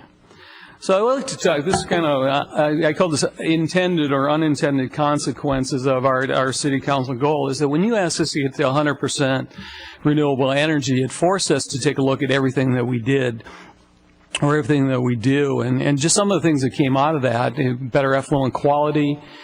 We've got lower effluent nitrates and ammonia. We've got improved clarity on our water. You can't help but, if you make energy the center of what you're doing, you can't help but look at absolutely everything. And then when you get done improving it, it's just a constant cycle of self-improvement and things that are going on there. So the improvement that came out of your goal went far beyond our energy issues, and it really made us much better at what we do. Before I get into some of the details here of the contract that we put before you, I want to make sure that we're perfectly clear about the technical challenges here, because there are certain hurdles that we have to get over. We think we're going to get over them, but they do have the ability to certainly make things more challenging. One is the Ventura County Air Pollution Control Permit, and this is a process. We have to have your approval tonight before we're going to go forward with this. If we do, the application's in for the new cogeneration unit, and we have some concerns. I'd be honest with you, the Ventura County Air Pollution Control District has been very fair with us, but at times they have to apply new technologies, and sometimes those are cutting-edge technologies. And we're just going to have to wait and see what it is that they're going to ask of us from a permit standpoint. It's considered a clean technology, what we're doing, these lean burn engines, and they represent the best that technology has to offer right now. But we're really going to have to take a look at that. This may be something that goes away within the next couple of weeks. Or not. I'm not completely sure. Fulfilling the grant requirements is the second one. Is the way that it's set up right now, our partners went out and got a $420,000 grant from the SGIP, that's the Self-Generation Incentive Program that the CPUC funds.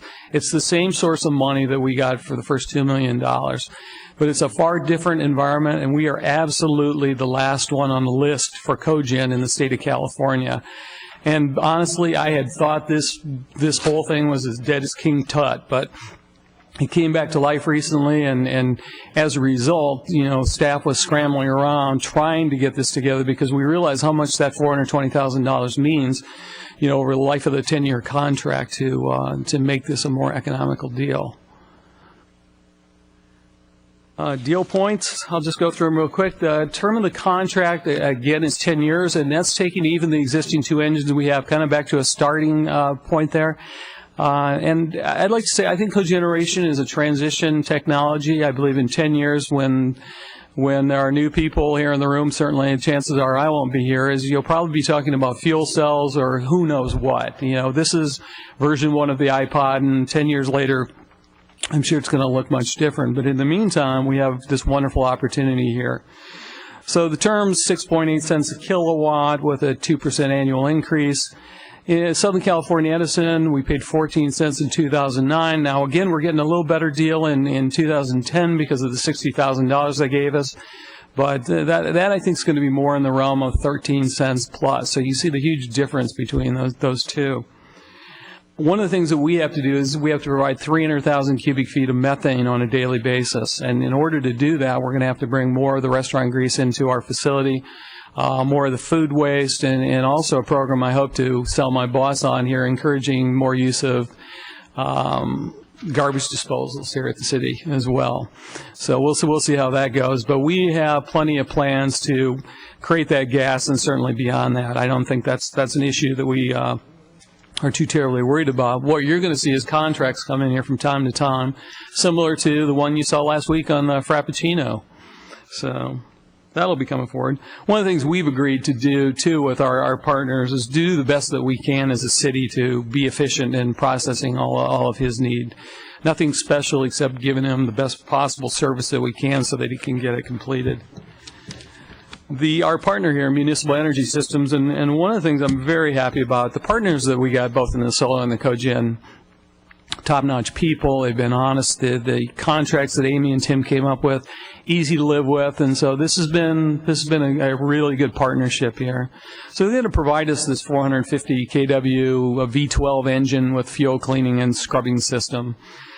If the APCD permit is either denied or becomes unacceptable to us for technical reasons or to the contractor, then the deal is going to be voided. And we'll be back to you in time with some other alternatives. We're not going to certainly quit if that occurs. And if the contractor doesn't receive the SGIP rebate, the city agrees to void the contract and again reopen negotiations. We feel that our contractor here is highly motivated. He has no motivation not to get this done and to get this up and functional, and it meets our needs, and it certainly meets his as well. So finally, the staff recommendation is to approve the Amendment 2 with Municipal Energy Systems for our energy recovery system there, and to authorize that expenditure of $250,000 per year. I wish it was $25,000 a year, but with 2% escalation every year for a term of 10 years. And what we're talking about there is the purchase of approximately 3 million kilowatt hours annually of electricity, and we'll start off again at that close to 6.8 cents. Any questions I can answer? Questions of Mr. Rogers? Yes, Mrs. Irwin. Mr. Rogers, we continue to be impressed with what you guys are doing down there, and I'm glad you made this presentation today. We didn't really hear that much about the FRAPO, so could you just explain how this fits in that process? I'd be happy to. We came across, actually, this is a networking opportunity that came from a gentleman that Mark and I had met in Chicago, and he knew people here in the industry, and he knew that this waste and Frappuccino is Starbucks Frappuccino, and it's the material that doesn't end up being bottled. They knew there had to be a place, a home for this, and it's being bottled in Ventura, and we found out that they were taking this all the way down. I believe it was to Vernon in Los Angeles to dispose of it. Where it worked out for us is I knew biologically there was no problem. We have a wonderful treatment plant. It's like a BMW. I mean, we're not even out of second gear there in our capabilities, but we knew. We took a couple free loads and ran it through the treatment plant, and the positive thing about it is we need a richer kind of wastewater coming to the treatment plant, and so that provides a carbon source for our nitrification, denitrification. I wish I had a ton more of it, but I think I could help drive the nitrates down even further. So this was kind of a no harm, no foul, met with the people, came up with a price that's going to provide us a certain amount of revenue. But I think, Mrs. Irwin, that as we create these business models going forward, you're going to see some fluctuation. Loads are going to come in, they're going to stop coming in. They may come in for years, they may come in for 6 months. So I hope I answered your question. Okay. Mr. Mitnick, you had a comment, please. Mr. Mayor, members of the council, what you've seen tonight with this presentation is the outcome of striving to be a premier city. And also with Chuck's leadership, that's an example of leading by example. As you said at the beginning, council, you set goals for us, and at the time we thought, how in the world are we going to get to 100% self-sufficiency? It's just not, I remember the previous public works director just was shaking his head. But you put a goal in front of us, we keep working, and sometimes we deliver. This is an example. Also want to comment what you saw on the beginning slide, or one of the beginning slides, the dollar amount 2545. That's what the residential customers in this community pay. And if you look to our neighbors in other cities in this county, it's often double or triple, and it may be 4 times that in some other communities. And that number, I remember I was visiting with staff out there at Hill Canyon a couple, 3 years ago, and Chuck had that number written on the chalkboard or the whiteboard, 2545, and I kept staring at that and wondering what that was. And then I realized that is their way to remind the workers out there why they do what they do. So it's incredible that the rate is as low as it is. So we're an example that you can practice energy efficiency, recycling, use cutting-edge technology, and be one step ahead, and yet be very, very cost-effective. So we're very proud of the wastewater plant. We're very proud to have Chuck with us. So just wanted to say those things. Thank you. Thank you. Thank you. Can I say just 2 more things real quick? I don't get an opportunity. Well, you don't get here that often, Chuck, so please go ahead. You're way out there as a city council ahead of so many people on so many of these green initiatives, and I think you're going to receive a lot more recognition for this. Yeah, I know we have 3 solar projects here at the city still coming forward. This is going on. We've got direct access that we're looking at, which may give us an even different opportunity to do some cool things. But I wanted to really thank some of the people that helped me out with all this, because they really did most of the work, and that's Amy, Chris Norman, Jay Spurgeon basically saved the day. If it hadn't been for him, believe me, this would have gone nowhere. He definitely white knighted this, and of course my boss Mark Watkins for always adding something of value to it. So I'm getting a lot of credit here, I think, but I'm certainly getting a lot of help from everybody. So thank you. Well, and Jay Spurgeon's a Marine parent. Yes, I do. Okay, just hoorah. Dr. Glancy? Thank you, Mr. Mayor. Chuck, it's always a pleasure to have you here with us and hear you tell us about the exciting things that are going on at Hill Canyon. I've always considered that to be one of the major pearls of Thousand Oaks. You guys run such a great shop, and as you acknowledge, with supreme help. But I want to congratulate you and your boss. for just a great result. It's something we can all be very proud of. And coincidentally, whenever I'm in meetings, I always advise people that if they're in Thousand Oaks area and they want to see a really stellar operation, to see if we can't arrange a tour out there, and I think we'll just blow their minds. But, with that being said, it'd be my pleasure to make a motion to approve staff recommendations 1 and 2, and say again, thank you very much. I have a motion. Comments to the motion? Please vote.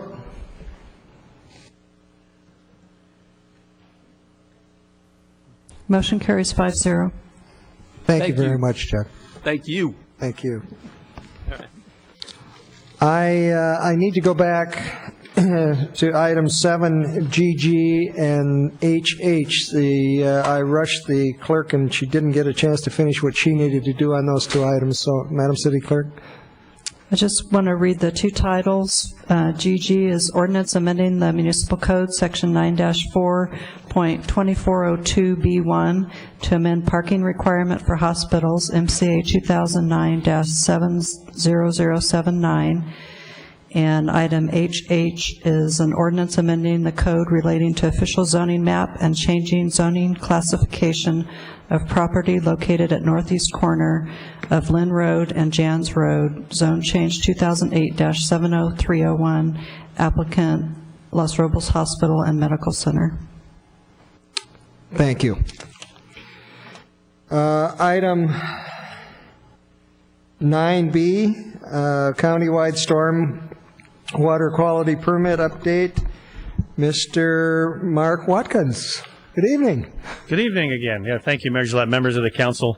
We're just going to try to give you a fairly brief update on the countywide stormwater permit because there has been some changes over the last couple of weeks with the permit remand. On me at the dais, Mohammed Fatimi. You've seen Mr. Fatimi before. He's our engineering division manager and also in charge of the stormwater quality program for us.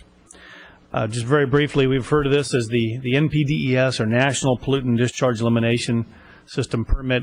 There's 2 basic types of permits, and one is a point source permit. A good example of that is Hill Canyon. That's where you have a single point of discharge, and that point of discharge is permitted with all kinds of permit conditions. And then the non-point source, and that's what our storm drain system is considered to be, as non-point. And so you've got a variety of discharge points all over the city. And so they're called the same thing, but very different. And then with that, well, I'm sure everybody is well aware, I like to put this slide in, which is just the fundamental difference between sewers and storm drains. And the reason I put it in here is because that fundamental difference makes a huge difference on how you can then regulate the discharges from those. So a sewer system is designed to collect waste and transport that waste to a specific treatment facility and then discharge at a single point source. A storm drain system is designed to convey stormwater, but it is a discontinuous system. So you might have a piece of pipe that goes under a street, and then that stormwater goes back through a natural channel, maybe under a street. And so it's a completely discontinuous system, and it includes both man-made and natural channels. And so clearly the way those are constructed has an impact on how they are then regulated. Our first stormwater permit was issued to us back in 1994. We operated under that permit for about 6 years, and then we received our second permit in 2000. We were supposed to get a permit about 5 years later, but it took a while. And so last year, May 2009, is when we got our third permit. That permit, right soon thereafter, we came and gave an update to the City Council on what the main revisions and changes for that were. Because of appeal by the Building Industry Association, that went up to the state board and then was sent back to the regional board, and they heard it just under 2 weeks ago through a remand. Now, so the permit became effective last August, was then went to the state board and was sent back, and so on July 8th, or just under 2 weeks ago, the local Los Angeles Regional Water Quality Control Board heard the permit again. And so that's why we're here tonight, is just to fill the City Council in on what happened, what the changes are from that point. Very quickly, we've got all these major components of our stormwater permit. These are the ones that the community sees and that the council hears about. But it's our outreach program, the program for infrastructure, which affects how we do our work as public works, industrial and commercial facilities, which includes all of our on-site inspections and what those folks are allowed to do. Illicit discharge, that's what we're looking for, illegal connections to the storm drain system, the program for land development, and the program for construction sites.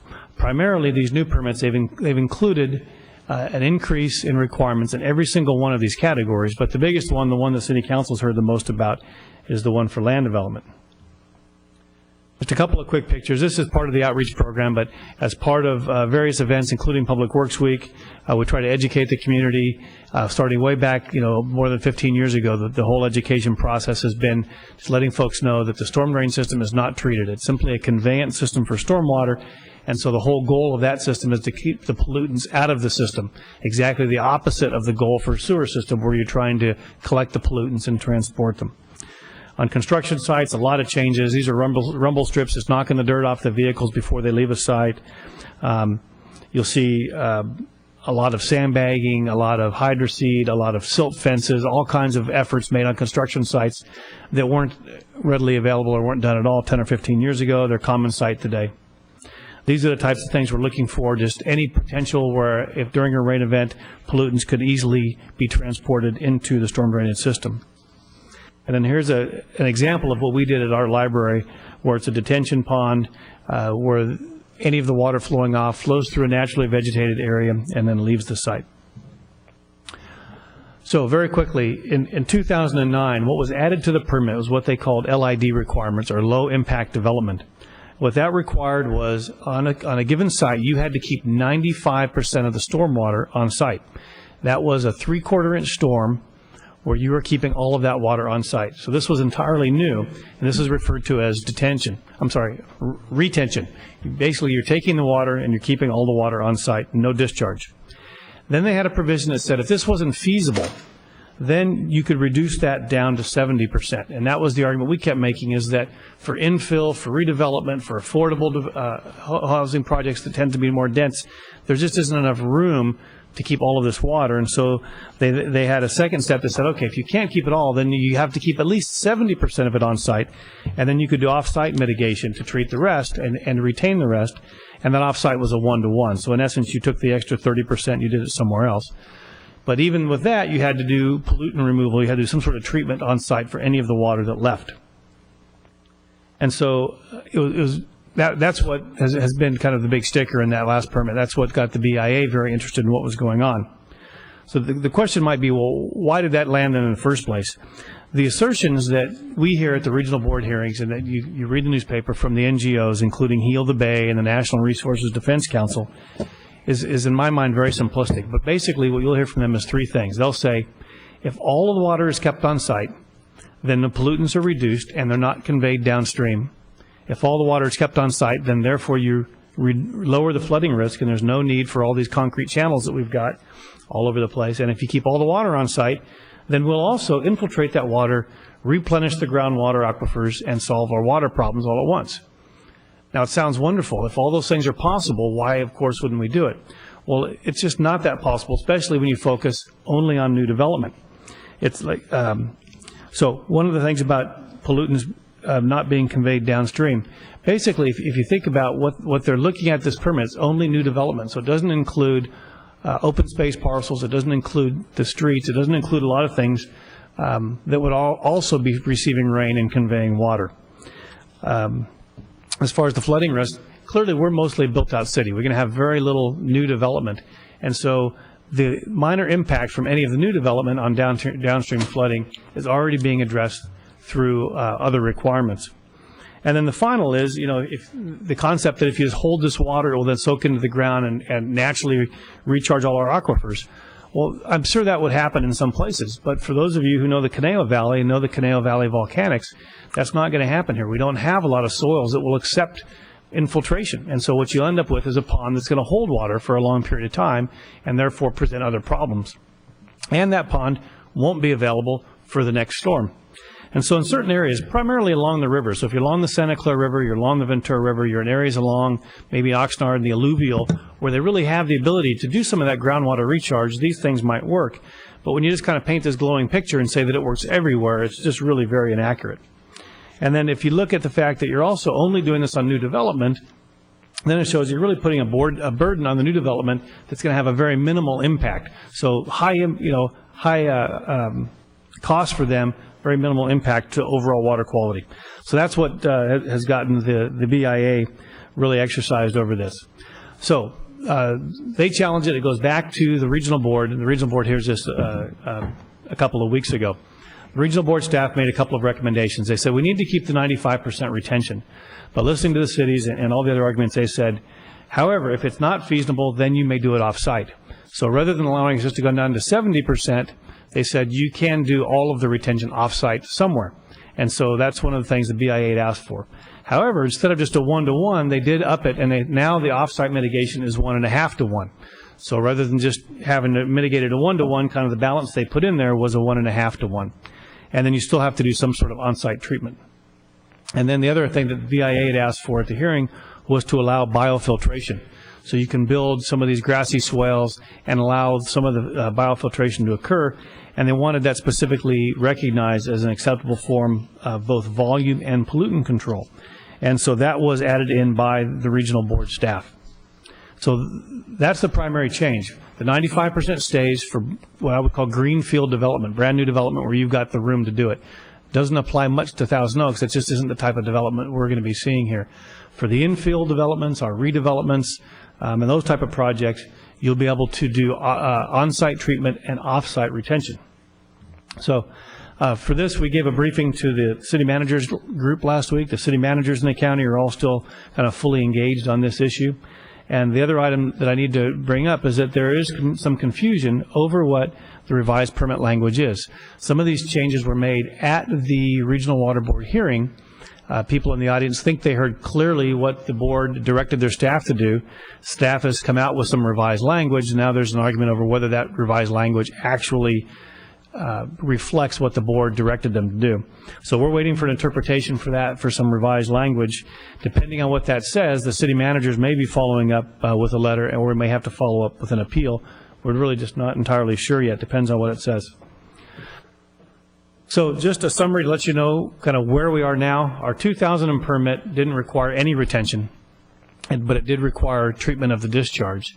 And then the 2009 permit required 95%, and then if infeasible, 70% 1-to-1 offsite. Now the one we received just less than 2 weeks ago is 95%, and if infeasible, it can all go offsite, but at a 1.5-to-1, and you can use biofiltration. So it's kind of a double-edged sword. In some ways, there's some more flexibility in there, but in some ways, at the 1.5-to-1, it's going to cost more offsite. The other thing that will do, and what staff is predicting, is that's going to put the burden on the city to figure out where some of these offsite locations might be. Because I think what's going to happen is the cities are going to end up doing a regional offsite mitigation bank and then constructing that at city expense and recouping those costs like a development fee from developers who need to do some sort of offsite mitigation. I don't think it's going to be practical to expect every single developer to be able to come up with their own offsite area. So that could be done city by city. It could be done regionally. There's some talk about doing it on a countywide basis. But one way or another, I think the cities and the agencies are going to have to do that to help facilitate projects that want to move forward. So just a couple more pictures to kind of give an idea what some of this would look like. This is actually an existing detention facility at the Arbors project down in the Rancho Conejo area off of Hillcrest. The difference between detention and retention is detention is something we've required in the past, and basically you're taking the peak of the flow off. So you're taking off the majority of the water off the peak of the flow so that you're just basically limiting the downstream velocities and some of the downstream volumes, but ultimately all the water gets discharged. So if you think about, a big pipe coming into this basin, small pipe leaving it, you're shaving the peak off of the storm and not having any downstream flooding. In the future, these things would not have an outlet. So they would basically saying, you need to take this thing, fill it full of water, and then let that water either sink in, evaporate, or in some other, you could even pump it out and reuse it for irrigation if you wanted to. This would be an example. This is an existing bioswale that's being used for some treatment. This would be the type of thing you'd see on future developments is biofiltration. You see the surface, which is grass, but on a true biofiltration, it's a fairly deep type of a process where you get the grass on top, then some soils, then some gravel and sand so that you increase the surface area. The goal of that is to allow some of that water to soak in. A similar type project. This is a basin that was built at CLU. Again, they're shaving the peak off on some of these, providing some level of treatment, but the water at this point is leaving. and then similar, just grassy swales. And then, as a reminder, this is the type of thing. This is a catch basin. Catch basin inserts are an obligation of ours under this new permit. Some permeable pavements where the pavement itself allows the water to flow. And so with that, just wanted to let council know we will be following up. There is a countywide technical manual. That technical guidance manual is what specifies how all these things are calculated out, how you determine how much water is on site. It's really kind of a cookbook, a recipe method for developers to know what it is they have to do. That manual has to be approved by the Regional Water Quality Control Board, and then it will be implemented. So somewhere around March of 2011 is when these requirements would go into effect. The permit was approved a couple weeks ago. It actually becomes effective in 60 days, and then 120 days after that, this guidance manual has to be turned in, and then presumably it's approved and effective about 120 days after that. So roughly March 2011 is when a project that's coming in the door would start to have to comply with these new requirements.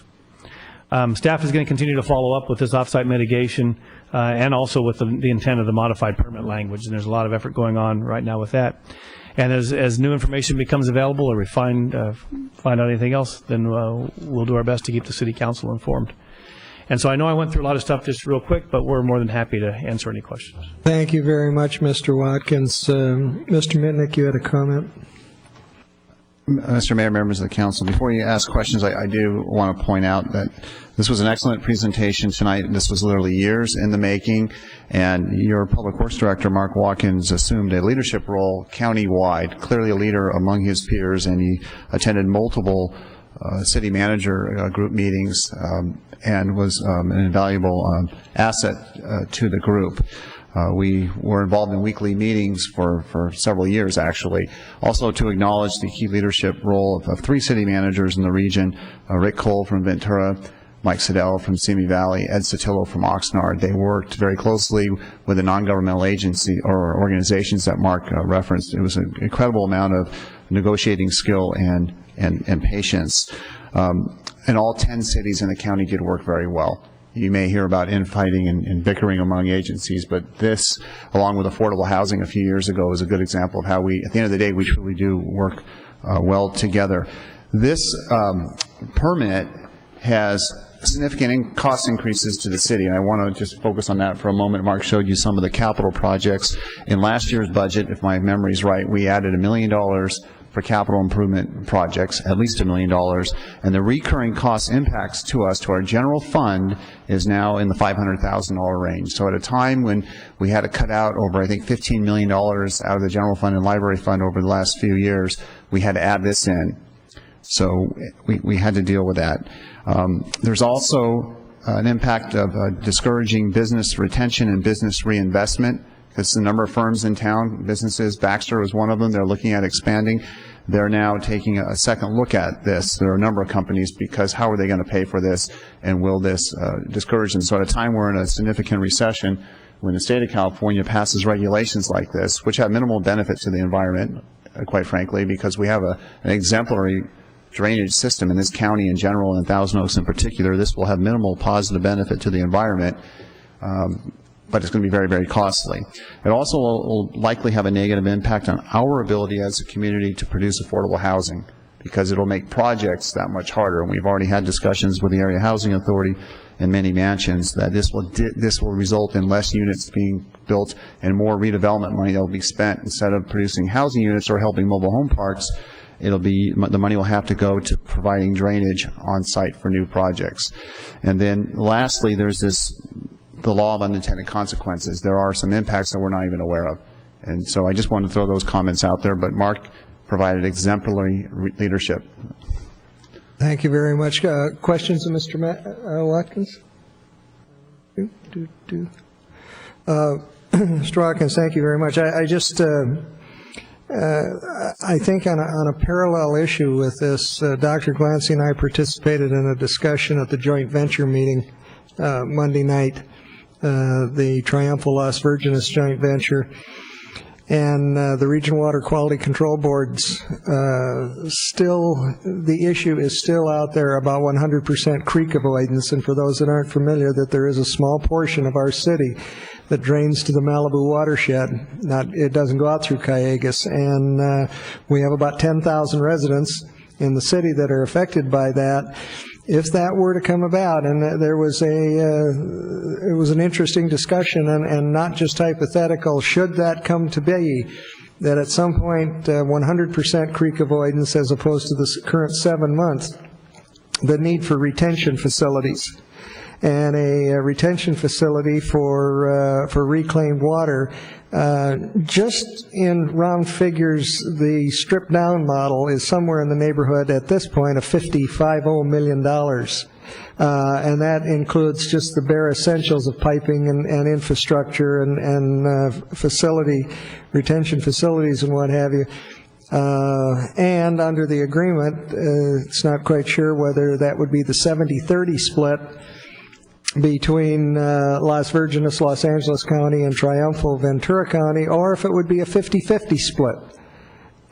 So it's just this whole issue. When you live in the high desert, the issue of water not only becomes but remains extremely critical to all of us, and the costs related to it. These items and what have you that we're talking about, anyone that thinks that 2-3 years ago when this recession issue really became the environment we dealt with thought that we just put an out of business sign on the front door. That is not the case. And it requires ongoing monitoring, ongoing working with, ongoing participation and cooperation to look out for our interests, but also accomplish these goals that are coming towards us from multiple directions. So very appreciative for your efforts in representing us on this thing and keeping our interests foremost. It's very, very important as a critical infrastructure, critical service to the residents of this community. Any additional, anything? We have a staff recommendation, Dr. Glancy. Thank you, Mr. Mayor. You know, I'd like to put out there that the regulatory agencies in Sacramento have one thing in common, and that is they come up with some pretty harebrained ideas sometimes, and they have absolutely no idea of the financial consequences of those that they ask to implement them. There will be great fiscal consequences here, and it will be a damp or wet blanket on development and redevelopment. But anyway, I would be pleased to move staff recommendation and compliment Mr. Watkins on his presentation. This isn't the easiest stuff to go over, but you did a nice job. Thank you. Thank you. I have a motion. Comments to the motion? There being none, please vote. Motion carries 5-0. Thank you very much. And our final staff report, Los Robles Golf Course Event Area Facilities Manager, Ms. Perez. Give you folks a minute. John, get settled in up there.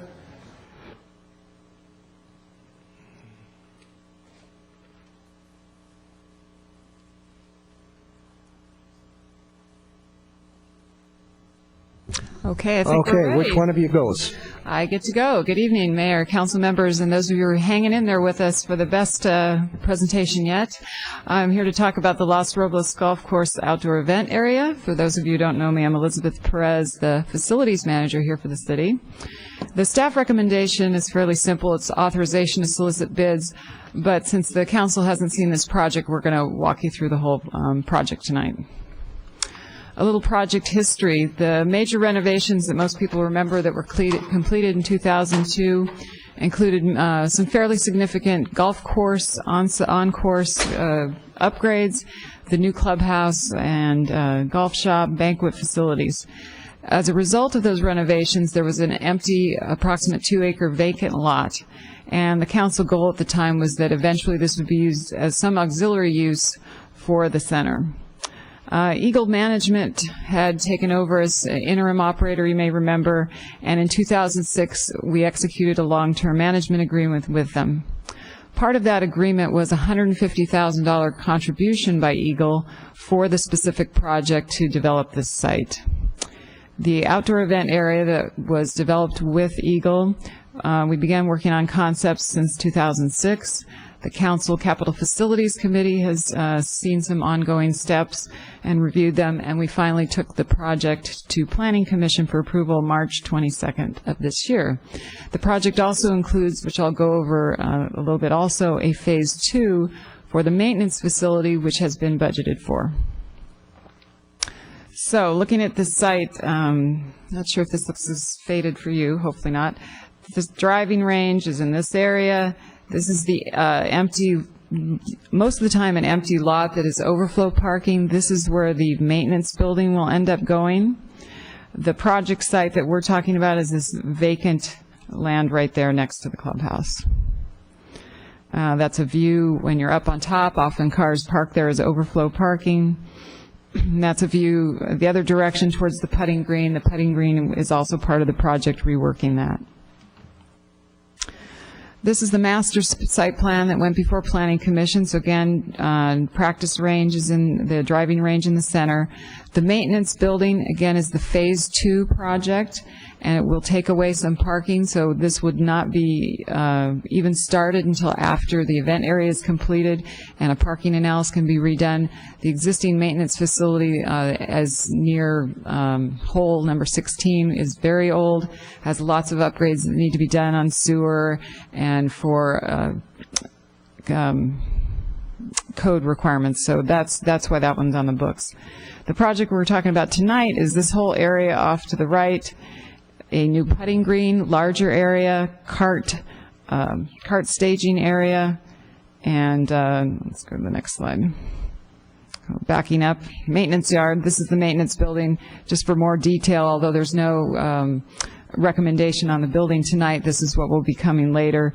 It includes a turf nursery, fueling area, wash station. The maintenance building will have room for equipment, lockers, restrooms, offices for all the maintenance staff. And that's conceptual elevations of the maintenance building, fairly simple, utilitarian. This is a view the Planning Commission had for when you enter the facility. This is kind of what you see now, that empty pad, and this is the driving range in the background. The idea is that this will be heavily landscaped and the event area will be in this area. So walking through the plan, the clubhouse is down to this area. There is a auxiliary support building for the area, and I'll talk a little bit more about that. That includes restrooms. If it's a wedding area, there's a bride's room or an event room and a catering kitchen that was added. This area, this is a fountain. We call this the processional walk. There's a stage area, whether it be for weddings or concerts or corporate meetings. They can set up screens, and it's amphitheater-like in the sense that it's higher in the back and slopes down. So for viewing, it's an ideal area. There'll be an open area in this section for whether it be tents or just setting up tables after a tournament or corporate events. A hardscaped patio area with area for barbecue, buffets, and then again the building, which includes the catering kitchen. And let's go to the next slide. This is the support building. So we have what we call the bride's room, but also could be used as an office for tournaments or whatever the event be. There's the women's restroom, men's, auxiliary, and then the catering kitchen. Now, this whole building was not originally part of the project when it was budgeted for, but there was code requirements for restrooms and the catering kitchen in order to utilize the area for food service. So this is the part of the project that is probably going to add cost that was not originally budgeted for. So again, the event area amenities, we have the amphitheater seating for up to about 250 people, a formal stage background, a formal processional walkway, the support building that we talked about, food service area, and hardscape patio. The project budget, all these funds are out of the golf course fund. This is no general fund. So this is all capital money that comes from the management agreement that stays at the course to help generate revenue there. So these are the two projects that are currently in the budget. The event area with the $500,000, which again was based on earlier concepts with no building. And the maintenance building we have $1.1 million, and that was based on the old location, just redoing it at near hole 16. So we're anticipating this number is going to get higher. This number may get lower because now with the new location, there's going to be less utility issues to deal with. But when we come back with bid award, we'll have better numbers. And again, Phase 2 will not go forward until Phase 1 is completely finished. The good news is project revenue. There's definitely a regional need. The golf course, Eagle did their homework, and regionally in the area, there's a need for outdoor event areas. And at a minimum, without even fully booking the facility, they're thinking net income of $150,000 to $200,000. And the city greatly benefits for every dollar that the golf course brings in. And just recently, they were voted Best Banquet Hall and Best Golf Course in the East County by the Ventura County Star Reader Poll. So they already have a track record for being a popular place for events, and this is just going to be one more way for people to utilize the facility. Benefits to the golf course. For those of you who don't know, golf course non-golf related revenue is 31% of the gross revenue. So this is very much a food and beverage revenue generator. And non-golf revenue allows the pricing to remain competitive because it's basically all goes into the same pot, and it helps subsidize the golf portion. And golf rounds, we've been very fortunate in Thousand Oaks, have gone up recently, whereas nationally they've gone down most courses, and many courses, even public courses, have been closing over the last 2 years. Eagle is even keeping fees, not increasing this July, which they've done in the past, again, because of this non-golf revenue keeps our net, their bottom line up, and there will probably only be minor increases in January. These additional revenue continues to allow amenities that would otherwise not be possible. So the additional revenue generated by the facility will benefit the entire golf course. So timeline, we want to get the bids out by September, come back to council with a bid award with the final budget numbers in October, begin construction in the winter, and hopefully have grand opening in spring. It'll be a slow start because people do book large events well in advance, but hopefully by late summer we'll be in full swing with revenues coming in. So that's it for the presentation. John Adams and I are here for questions. Thank you very much, Ms. Perez. Questions of staff? Ms. Spill-Leopin. Thank you. Good evening. Could you tell me how much money we currently have in the Gulf Fund to... We're talking as far as in the fund balance? The fund balance, thank you. Over $1.5 million. Okay. And when we say we have a net estimate of up to $200,000, is that then going directly to the city, or do we still have to split some costs with Eagle? The management agreement with Eagle provides that 88% of the NOI, net operating income, comes to the city, 12% comes to them. That's part of the management agreement. They also get a flat fee as well. So 88% comes to the city and 12% comes to Eagle.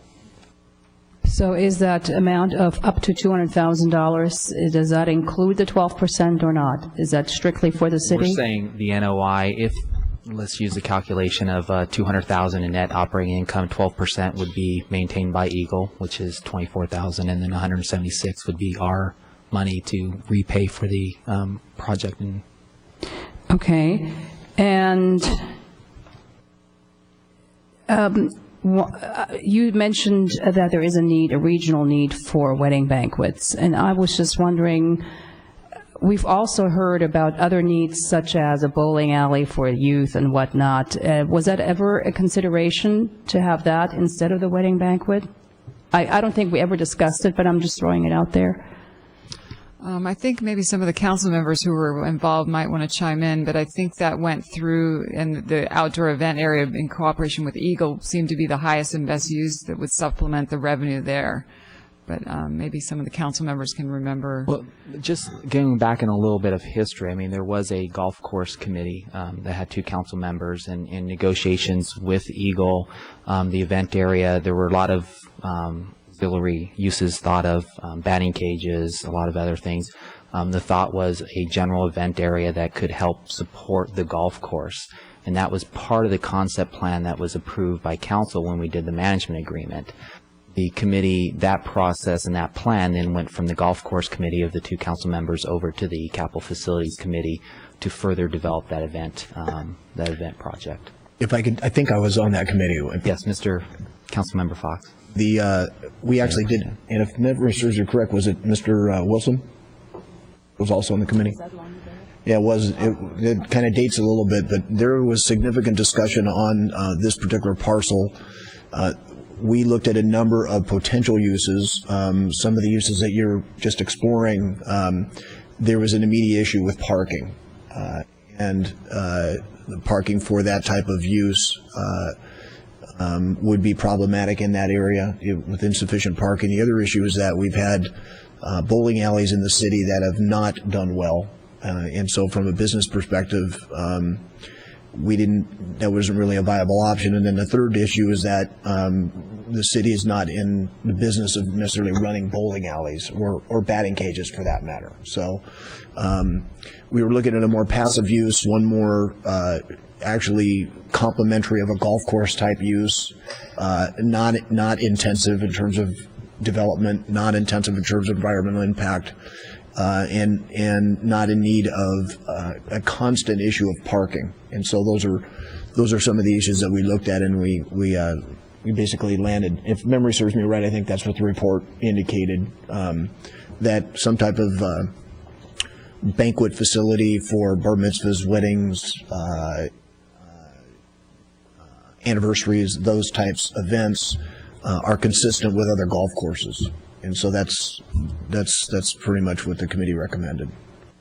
Mr. Gillette, do you have a... Yeah, I'm consistent with that, almost on a parallel track. We were looking at the bowling alley family fun center type concept and what have you, and you're absolutely right. It was difficult because at one time we had 2 bowling alleys, Canal Bowl and the Acorn Bowl, and we did have a skating rink out across from Kmart, a roller skating rink, and we did have an ice rink. All privately owned and operated, all economically unable to sustain themselves when people made the decisions. That's how Borders Books became Borders Books and was no longer Canal, the Canal Bowl. So what we did was start to look at alternatives, and the concept at that time started moving towards Kelly Road and the Timber School site as a centrally located, visible, easily accessible, built from the ground up family recreation area that could accommodate those things, with vendors that could come in and provide those types of activities. Unfortunately, the economy has stopped that because of the school district's ability to move on some other projects and what have you. I'm still optimistic someday that those things will come together, but not in the immediate future. Anything, Donna?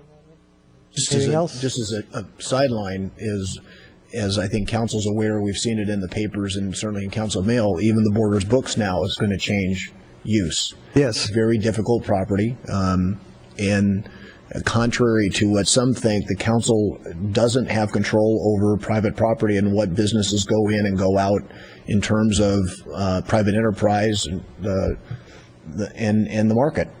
We would like a bowling alley. We would like some of these family-oriented uses. I was just reviewing the report from the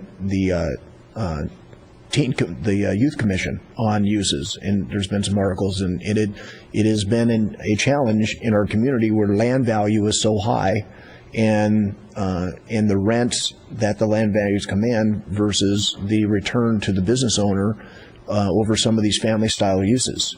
Yet, what I think challenges the council is you go next door to Simi Valley, and they have 2 bowling alleys. There is an ice skating rink, albeit it is in an industrial area.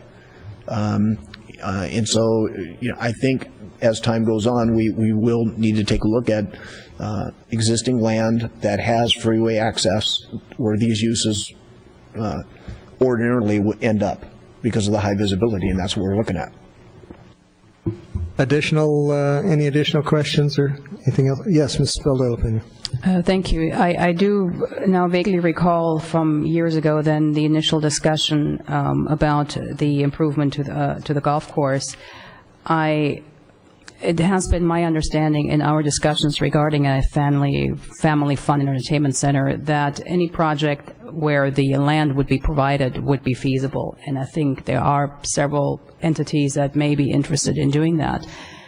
And I think that may just have to be the case. The city does have land available, and it just is a matter of which one should be offered up, which one may be ideal. And the I'm just thinking that because it has been repeated over and over and over for the past few years that the parents and the youth of this town want something that offers more than the teen center, that we should look a little bit more closely at that, given also that a new study was done by one of our interns apparently, and that is what other studies have indicated as well. So this started a long time ago, and I have to be honest, I think it's a great facility. It looks wonderful, it's beautiful, but I just question whether that was really the right thing for that area when we know that there are other needs. Anyhow, so those are just my comments. Thank you. That's fine. What's the pleasure of the council? Oh, I'm sorry. I'm gonna move approval of staff recommendation. I have a motion. Comments to the motion? Dr. Glancy? Thank you, Mr. Mayor. I want to congratulate everyone on coming up with an absolutely tremendous use and an asset on the golf course. Anecdotally, frequently I hear parents and young adults talking about the difficulty in finding places to hold outdoor events, primarily weddings, and almost always they end up going out of town. I think this is a great result, and I salute you. I'm more than happy to support the motion. Thank you. Additional comments to the motion? I'll just make a final comment in relation to, because it has been a number of years where we've dealt with this, and this particular property, not dissimilar to the lakes, which has recently been in some newspaper articles with the result of the angled parking project that we're looking at, is a difficult piece of property given the constraints that the city itself places on our property, and that is in a general term, very low intensity development. And when given those constraints that we place on ourselves, because that's what we hear from our constituents, that's what we hear from the community, low intensity, lots of people things, lots of areas, landscape, water features, which is precisely what this project has, not unlike the lakes, where a more intense use, for example, at the lakes could have occurred, but that's not what the public wanted. The public wanted a less dense project. And so that's what we put ourselves into. I think over time it has proven to be wise choices for the community. And and the community has done a good job in really world-class projects. And I think that as this thing builds out, this banquet facility, I think it will be used in the community. It'll be in an affordable way. There are other areas you can go, but you'll pay a lot more money. And I think, as staff pointed out, it is consistent with other golf course uses around the country. I believe 31% was the site figured of non-golf related revenue that comes in, and so this will be a moneymaker, and certainly will be used in the community. Thank you, Mr. Fagin. Mrs. Irwin? I just want to make one more comment. I know that initially it was the golf committee that looked at it, but it's not like it hasn't been reviewed a number of times over the past few years by Mayor Gillette and myself as part of the Capital Facilities Committee. So we have been looking at that and reviewing it to make sure that it is the appropriate use. Thank you, Mrs. Irwin. Mr. Fox, maker of the motion. Anything further? Please vote.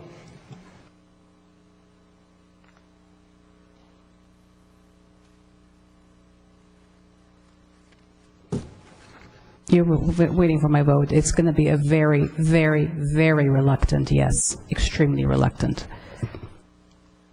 Motion carries 5-0. Don't expect any invitations to the party then. Okay. but when your sons get married, they can get married there. So, and you won't have to leave town. Okay, and that's going to happen just in the next week or two. Okay, item 10, redevelopment agency reports. We have none. 11, committee commission board reports. We have none.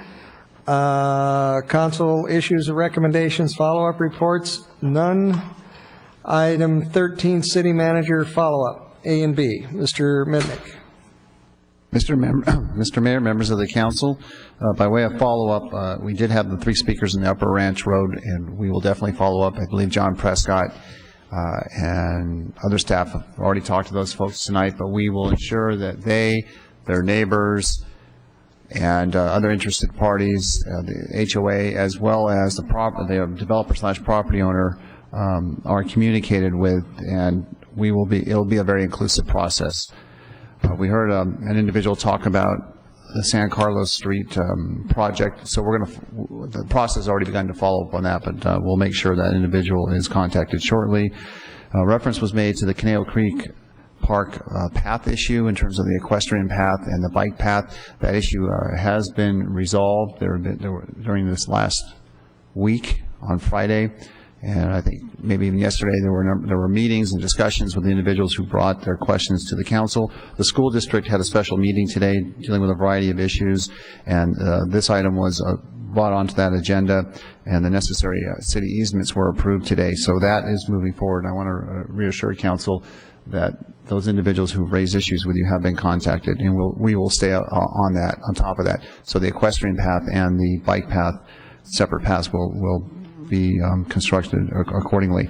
And we will follow up on the Housing Trust Fund issue as it relates to the money potentially, if there is a potential possibility of using that money for mobile home park tenants. Okay, now the next city council meeting, now we're going in, after this, tonight we go into the August recess, so the next city council meeting will be on September 7th. At this point in time, we're looking at 3 potential public hearings, one dealing with the renewal of the Thousand Oaks Boulevard Business Improvement District, another dealing with the annual consolidated annual performance and evaluation, or CAPER report to HUD with respect to the community block, CDBG, Community Development Block Grant Funds, and that's for fiscal year 2009-10, the year that's ended. And the third potential public hearing is construction and demolition debris ordinance. That's a housekeeping item. We also will come to council with the annual goals and objectives report for the year that ended on June 30th. That's fiscal year 2009-10. So in September, we come back to you with the year-end report. Also, 2 committee reports worth noting: the Council on Aging annual report and the Youth Commission work plan. Those will come to you on that date, September 7th. Thank you, Mr. Mayor. Thank you, Mr. Mitnick. Item 14, closed session. Mrs. Albano. Thank you, Mr. Mayor, members of the council, staff, and viewing public. Council will be going into closed session on 2 different public employee claims under Government Code Section 54-956.95, subsection A, and both are workers' comp claims, one involving Stanley Richmond and one involving Peggy Brown. There will not be any need for the council to make a report out at the end of those closed session items. Thank you, Mrs. Albano. We are adjourning our meeting tonight in memory of Sue Friedman, staff usher for our theaters and a volunteer at City Hall's welcome desk. Sue was hired as an hourly employee by the Cultural Arts Department in 2002 and has served as a volunteer for the city since 1999. Although Sue has been quite ill for several months, she continued to work until the end, serving as an usher for a theater production on July 3rd. At 89 years of age, Sue had great enthusiasm for the city. This was evident when she greeted visitors to City Hall and assisted theater patrons. Sue also had her own band of many years, Sue Stevens and the Hi-Hats, which made working in the theaters a natural for her. Sue's most recent treasure in life was her family. She raised 5 children, and they were the loves of her life.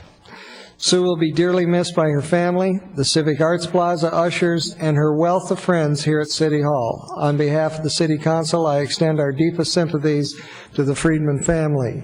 This time we adjourn to our next regular meeting, Tuesday, September 7th, 2010. We're adjourned.